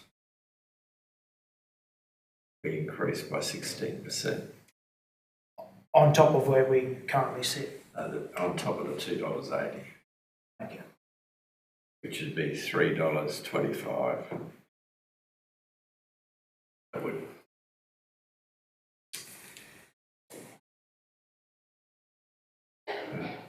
And there was also the discussion at the budget about the difference between, like historically, cattle and horses have been charged the same, but cattle and horses aren't the same. And whilst we're not talking about overstocking, the impact from a horse is substantially more than the impact from adult people. And that's just a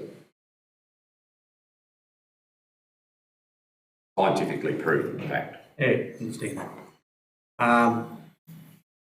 Well, just to have 5 horses on the common, some of the numbers I've got here, it used to be 728 per year, now it's 1,560. For 20 head of cattle, by one owner down in Alpha, it was 2,912 a year, now it's 4,160. The opposite side of that, how much is he getting for his cattle now compared to How much was last year? How much was he getting 2 years ago too? But Exactly. It's The further back you go, the better that argument looks. yeah, I know, but it's not always what we're getting now. They haven't always had these prices, have they? Adjustments, dealer. I wish I could find a distribution. What are the actual numbers allowable in Alpha, Jericho, or Alpha Aramac and Jericho? It is in the policy. They're different. All 5 are different. Alpha's 20 head. Aramac's 20 head. I think Park is only 6. 8 head cattle and horses combined. Alpha's 20, Jericho's 20, Matavara's 30 and 5 horses, and Aramac's 20 and 5 horses. And how many horses in Alpha is it limited to? Or is it not? It just says 20 head brackets cattle and horses per household. So, right. Yeah, so it's the same as here. It's 8 total.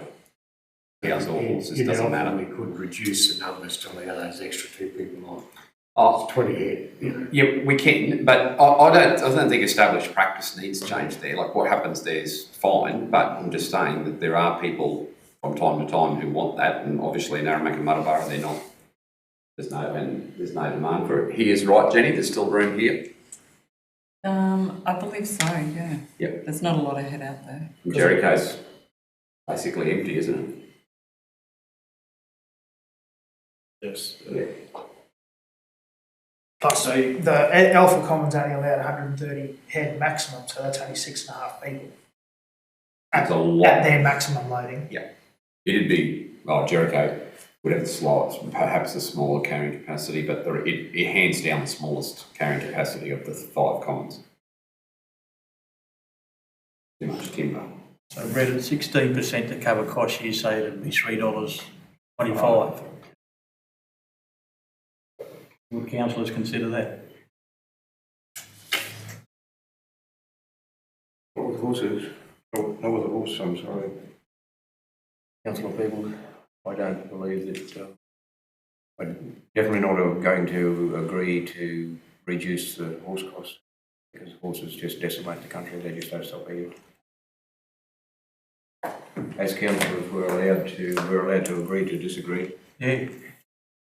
I understand that, Councillor Gleeson, yep.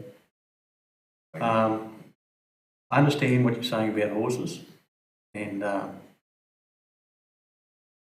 only thing I'd say about horses, but is some of these are families that have got probably 3 or 4 children that we're putting a burden on them so those kids can have their horses. And I understand the horse issue and the difference with the beast. But we are also making it tough on those families for those kids to be part of a pony club, to go to their barrel races.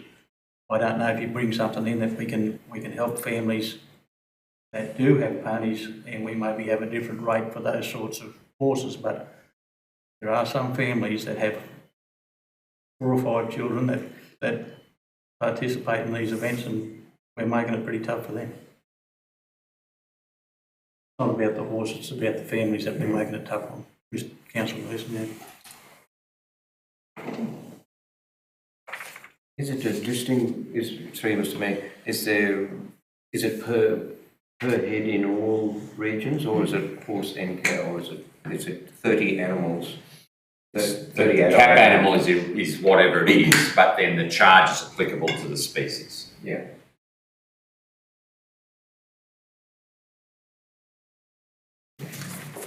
So 16%, Councillor Gleeson, is that what you're proposing there? Oh, sorry, Councillor Peoples. If that's $3.25 a head, it's 16%, and you're reckoning, Brett? Let's check that. And that's averaged over 5 years.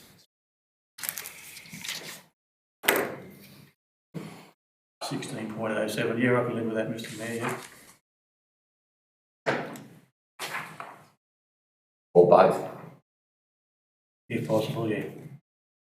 So Councillor Peoples is moving that council reviews and lowers the adjustment fees for cattle and horses to $3.25 per head per week.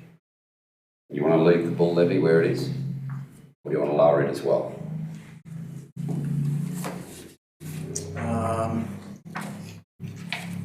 I think I'll push my luck too far, Mr. Mayor. I think I'll leave the bull levy where it is. Yep. I personally think it should be abolished. And if you think that the bull levy should be abolished, Mr. Mayor, I'm happy to go with that too. Well, I definitely know the rate, but I know the people putting cattle on there are way better off paying $30 than they are if they have to go to market and buy their own bull. Because we've got to go to market and buy it for them irrespective of what it costs. So they're way better off at paying $30 for the privilege of having a bull there than they are if they have to turn up and fight and argue about who buys it and what it is and how much they pay for it. I would suggest you leave it at $30 and leave them alone. Fair enough. Because it didn't increase by that much, percentage-wise. I don't think $30 levy for something that you're going to sell down the track for $2,000-3,000 is too much to ask. Okay. How much? $2,000-3,000, 2 years later, whatever. You wouldn't buy much of a bull for that. No, sell the custody. Sell a couple of calves by. Oh, You can sell it for a couple of grand in a few years. So, Councillor Peoples is here now moving that the fees, the town common fees, it's already there, sorry, you can just delete that further consideration bit. So, you delete from, yep, delete that, delete the TM2, yep. For cattle and horses, be lowered to $3.25 per head per week.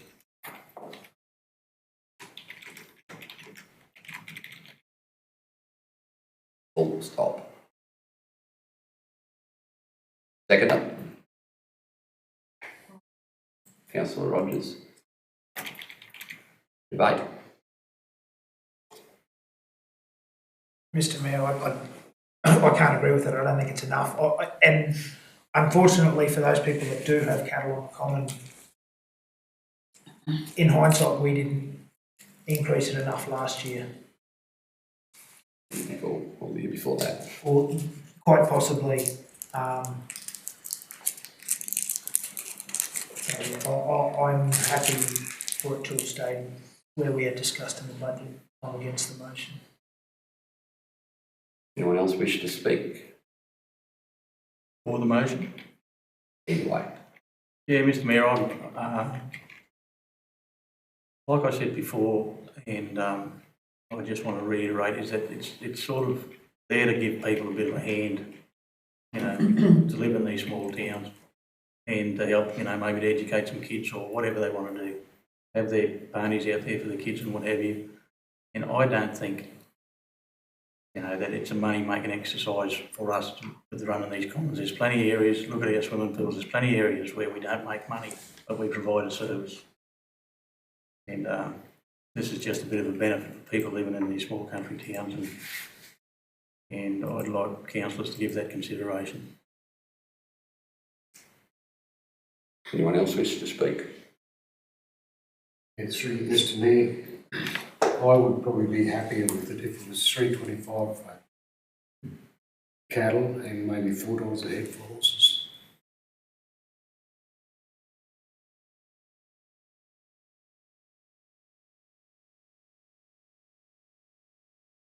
Mr Mayor, I think the other way around. I think if the horses are there. Order, councillors, order. The horses are there that are owned by young people that want it as a hobby.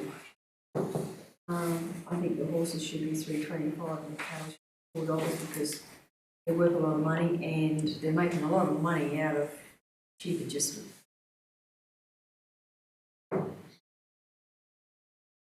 Well, the motion is as the motion is, so unless I have a formal amendment, I've now here two foreshadowed amendments, but the motion is that they both be $3.25. Is there any councillor wish to propose an amendment?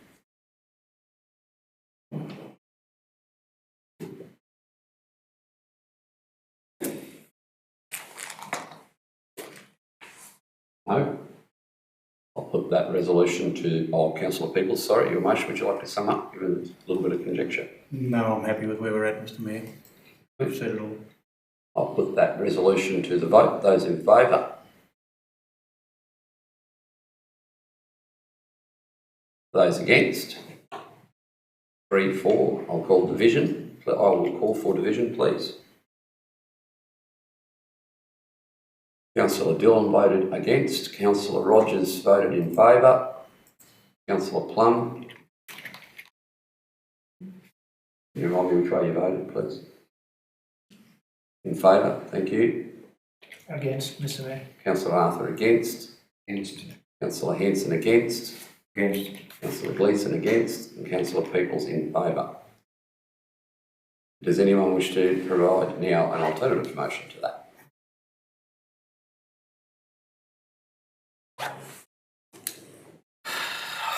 I'll provide an alternative motion, Mr Mayor. Can I move that we make the town common fees for cattle $3.25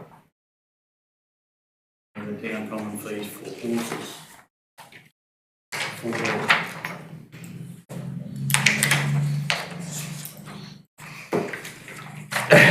You had a conspirator in arms if you went the other way, but I can see where you're going, Councillor. We've got to get through this somehow. But I really am in admiration for councillors with the way they're dealing with this. So the amended resolution, or sorry, it's not an amended resolution, sorry, it's just a new resolution. That the town common fees for cattle be set at $3.25 and horses at $4 per week.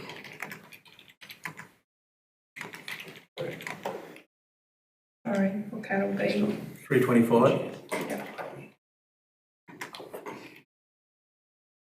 And $4 for horses. And $4 for horses. Now, wait a second.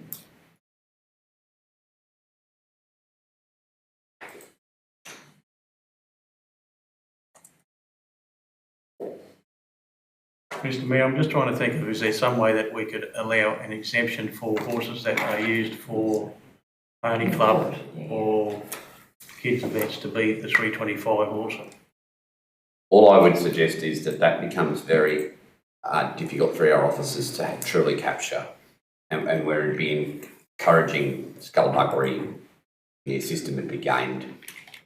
Plus, Mr Mayor, I would say the administrative cost of that would outweigh. Differentiating a few cents there. Unfortunately. Okay, I'll go with what I've got there, Mr Mayor. Right. Is there a seconder for that motion? Councillor Hanson, I should have looked left. Sorry, Councillor Rogers. Discussion on that. Councillor Plum.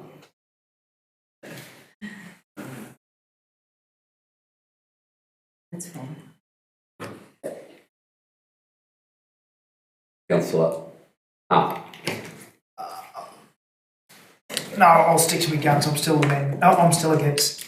Councillor Hanson, obviously you're prepared to second that. Councillor Gleeson. No, I'm still against the motion, Mr Mayor. You moved it, so I'm assuming you're on board? Yep. Councillor Rogers. Yes, I'll be no. Okay. So it's moved, Peoples, seconded, Hanson. There being no need for any further discussion, I'll put that motion to the vote. Those in favour? Councillors against? The matter is carried 4-3. The Mayor will call for division a second time. This time, Councillors Dillon, Gleeson and Arthur were against the motion. Councillors Rogers, Plum, Hanson and Peoples in favour. Never let it be said that democracy is dead in Barcode. Well done. We have spent longer today debating town common fees, and what was the other one we did back here a few hours ago? Perhaps the Heritage Register, but I think no, it was a request for assistance of $500. We'll approve $1 million tenders in 10 seconds. Watch us go. All right.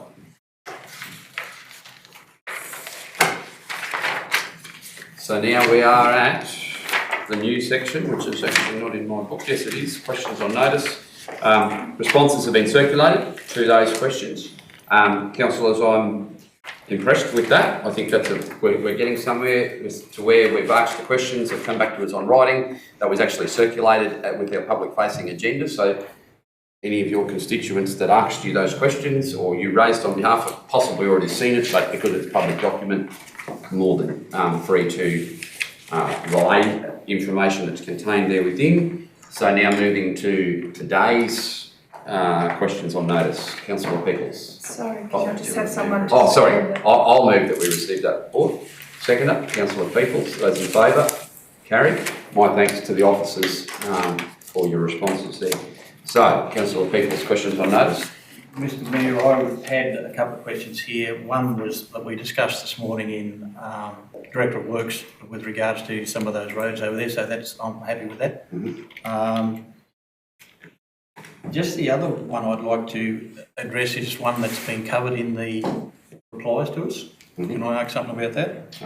Is it the parking one? Yes. Yep, go. With regards to that, it says that block there being parked on the land of manner that encroached on the footpath and the block was overgrown. You know, initially there was nothing about the compliance issue being anything to do with being overgrown. It was just to do with you can't park cars on that block. So that's something that hasn't been explained to us from the person who received the complaint.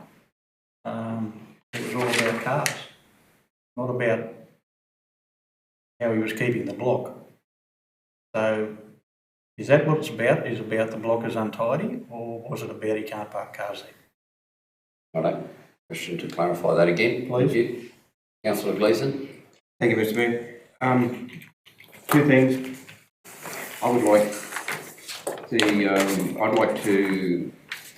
I've been asked questions about it, and you drive up Main Street in Barcode and you see people taking photos. We've got a windmill, great big windmill there that used to pump water and now it doesn't, and we've got a water feature in there beside it that collects dirt and leaves. I believe we're in the middle of the artesian basin. We really should enhance some sort of a water feature in the main street there to utilise the windmill. Try and do something with that. Firstly, I'll take Councillor Gleeson that water features days are extremely numbered because it's in our work schedule to be removed. Am I correct? There's an alternative going in there, is that right? Mr Mayor, it's been put up as being the Tropic of Capricorn area. So it's going to be for something different. But Councillor Gleeson has asked us to look at what we can do to include a water feature in the main street. So I think it's a good question on notice. We'll look at that. We are artesian. We do have a windmill there that recognises that. So I think there's no problem with that being raised, just don't be disappointed when you see in a day or two's time that it's full of cement and you've got something marked on it, because that's been scheduled for some time. Maybe not in a few days, but it's in our agenda. So if you need to stop that, you need to put a notice of motion in like your co-councillor did, because it's up schedule works within our budget. I won't stop it, Mr Mayor. It went off at Tropic of Capricorn's 18 kilometres out of town. And it's going to shift further away all the time. It's not where they say it is in Longreach either, but tourists still line up there and get a photo with it. The second one was only come to me yesterday, and it was a request from an elderly person in Alpha, and I thought it was something we may be able to look at. Would the council be able to do private works in people's backyards, mowing the lawns over all our residents, for those people, handicapped people or private people or older people that are not capable of doing it themselves? And as I say, private works, the council to be paid to do the job. I don't mean for the council to walk in there and do the job free of charge. It's got to be a paid service. Is it possible for private works to be allowed to be done like that? Well, the short answer to the question is yes, isn't it? We do private works, but can we get the officers to come back and have a look at what the implications on workforce capacity could be if we started entering into that space? That's probably the more appropriate question, because the technical answer is already yes. We can do it. We used to do it. Sorry? You used to do it. Yeah, Mr Mayor, yes, we still do it. We still do. If people request it, but I guess here in Buckhorn there are private contractors now. Yeah. That's, we discussed this, in the bigger areas, in this particular area here, there is private contractors. There's a couple of the other little towns, there's no private contractors. Also, I think Home and Community, when it was known as Home and Community Care in Aramac, it was a service they offered as well. It was home. Did we do it as well? Did we in Alpha? Also with private contractors in town, they go and do work in the area. No, No, not through the the CHSP. government stopped the mowing program. You can only mow a path from the gate to the front door, not from the back door to the clothesline. That's it. Right, so very good question. Let's put it on notice. It may not be something we can answer quickly. There's a couple of things that need to come out of it. So the short answer to go back to them if you wish to, you can do that now and say it's a matter of you requesting that, and then whether it happens or not, they've got to book that through their district manager at the moment. The bigger picture, if we were to pull on and advertise that we did that, is the implication on our existing workforce and plant requirements. And it is pretty, we would be a lot dearer. Like our private works charge is whatever it costs us plus 25%, 30. So it's a good question and something we can look at in our workforce stuff, I think, and I'd be happy for you to relay back to whoever. Okay. We also there's also a letter that goes out with private contractors in the area with the overgrown allotments, so that goes to everyone as well. Councillor Hanson. Yes, Mr Mayor, I visited the Sixties and Better the other day, and they put a request in of a possible zebra crossing near the chemist there, which gives them access for mobility scooters and that to go across the road, the hairdressers, the road train station, that kind of thing. Somewhere in the vicinity of the chemist. So in Oak Street. Well, they specifically said around the chemist because if they pull up that sign, they can get across to the chemist or I'm happy to help facilitate a request to TMR. No, I'm on camera, their answer's going to be no. They wouldn't put one in front of IGA. We've tried, we have tried repeatedly, but we can ask the question. Actually, personally, both meeting with Eric tomorrow, so we will ask the question and see what, if it's not possible, what alternatives there may be that, and we may be able to facilitate a meeting between a group of us and some TMR people. So very good, noted, excellent. Thank you to those councillors who attended 60 and better. I'm sure we're probably going to get some more feedback here in a minute, but that was good. Councillor. Yes, we are, Mr Mayor. Further to what Councillor Hanson just raised, I have a list of some notes taken from, not issues, but requests or ideas from the 60s and better, so I will circulate those to councillors and officers, which are basically, and I did say that we have the avenue now for questions without notice, but my response was very similar, that the zebra crossing, seeing it's on the Cap Highway, is highly unlikely, but we will investigate it. I think it's one of them things, I understand both sides of it, like I can get TMR's concerns and support the community 100%, but I understand it. But it's one of them things that if you can consistently and continually make a request, then it changes, and it's not the squeaky oil gets the grease mentality that I'm pursuing, but if it's a one-off request, then sometimes engineering and safety from a road traffic user, like a road user's point of view, does trump it. But then if there's a consistently raised as a public concern, then government agencies have got an obligation then to continually reassess the prioritisation tools that they use as well. They might say, no, well, hang on. It clearly now is becoming a major concern, a concern that was bigger than when it was first raised and might necessitate an engineering solution. So now, I'm not guaranteeing or promising any of that, but from an advocacy point of view, there is no harm in re-raising issues that may have been answered negatively previously. Through you, Mr. Mayor, there was the use of an ATM, the hairdressers, the markets, the train station, heritage, other tree knowledge. Green space. The issues that they were referring to, and coming crop the other way was a chemist, was the other. What's I'll put it across.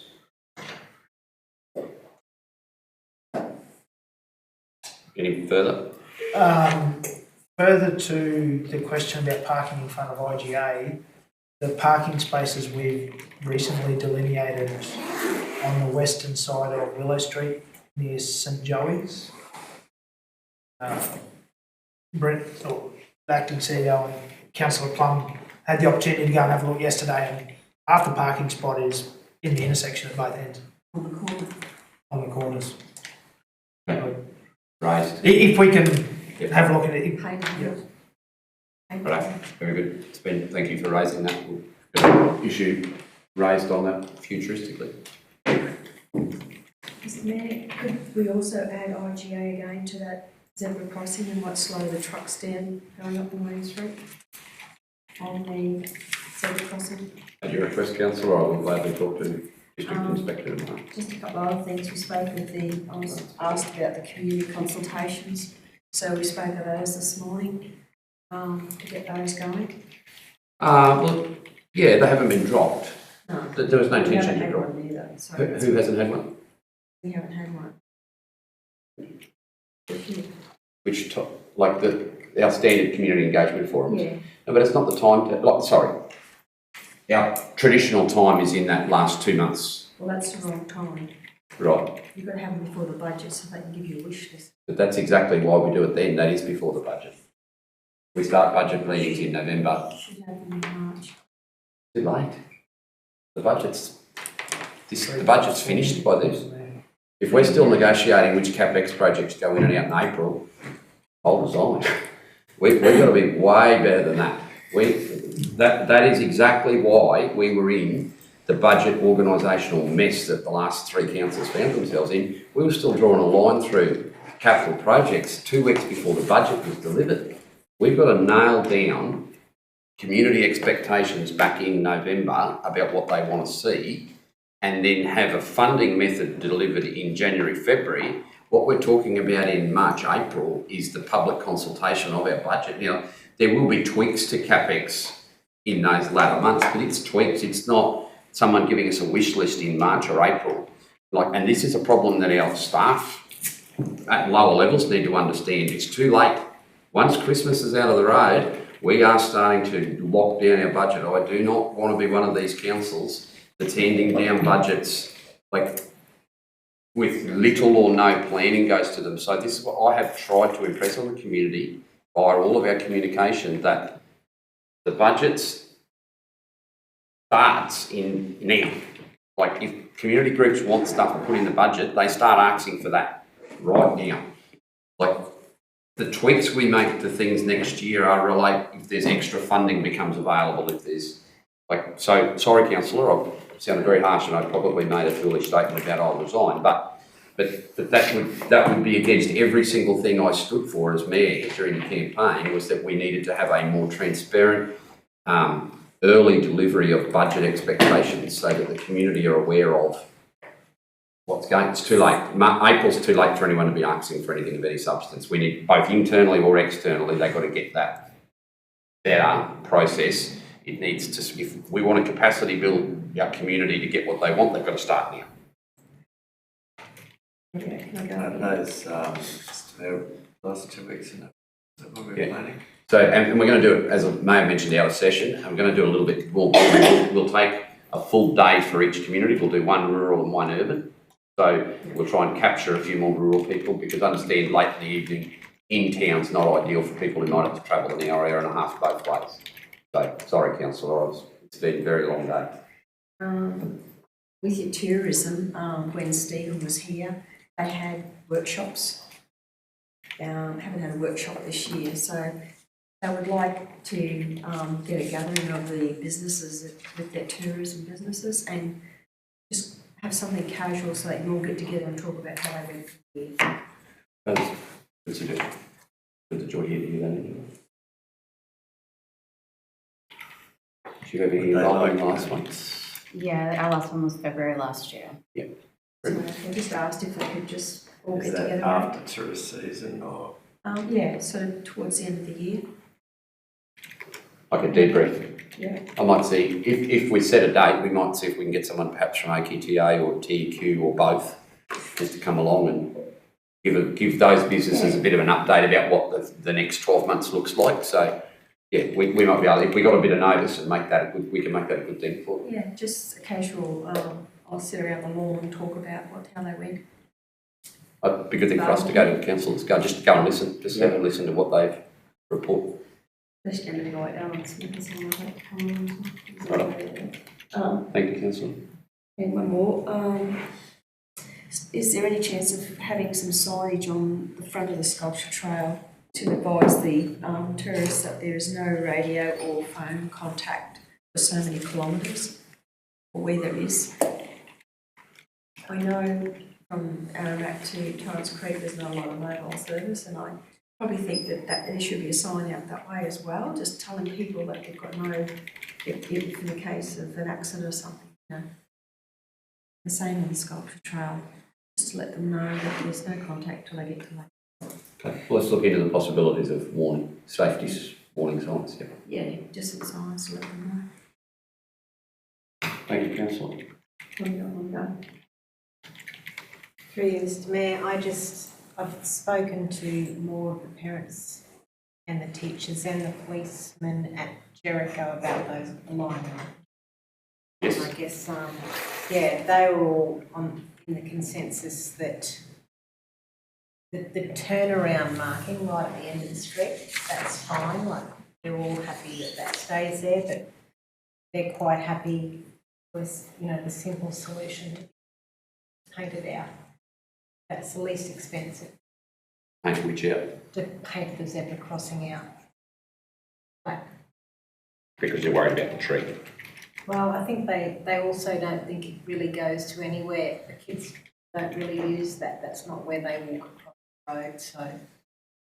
Okay, well, Mr. Acting CEO's got notes here that no rectification action will be taken without consultation. So if anything, whatever's taken there, the CEO's going to do. Whatever's least inexpensive, they're happy with. Let's see what the continued conversations have in that space.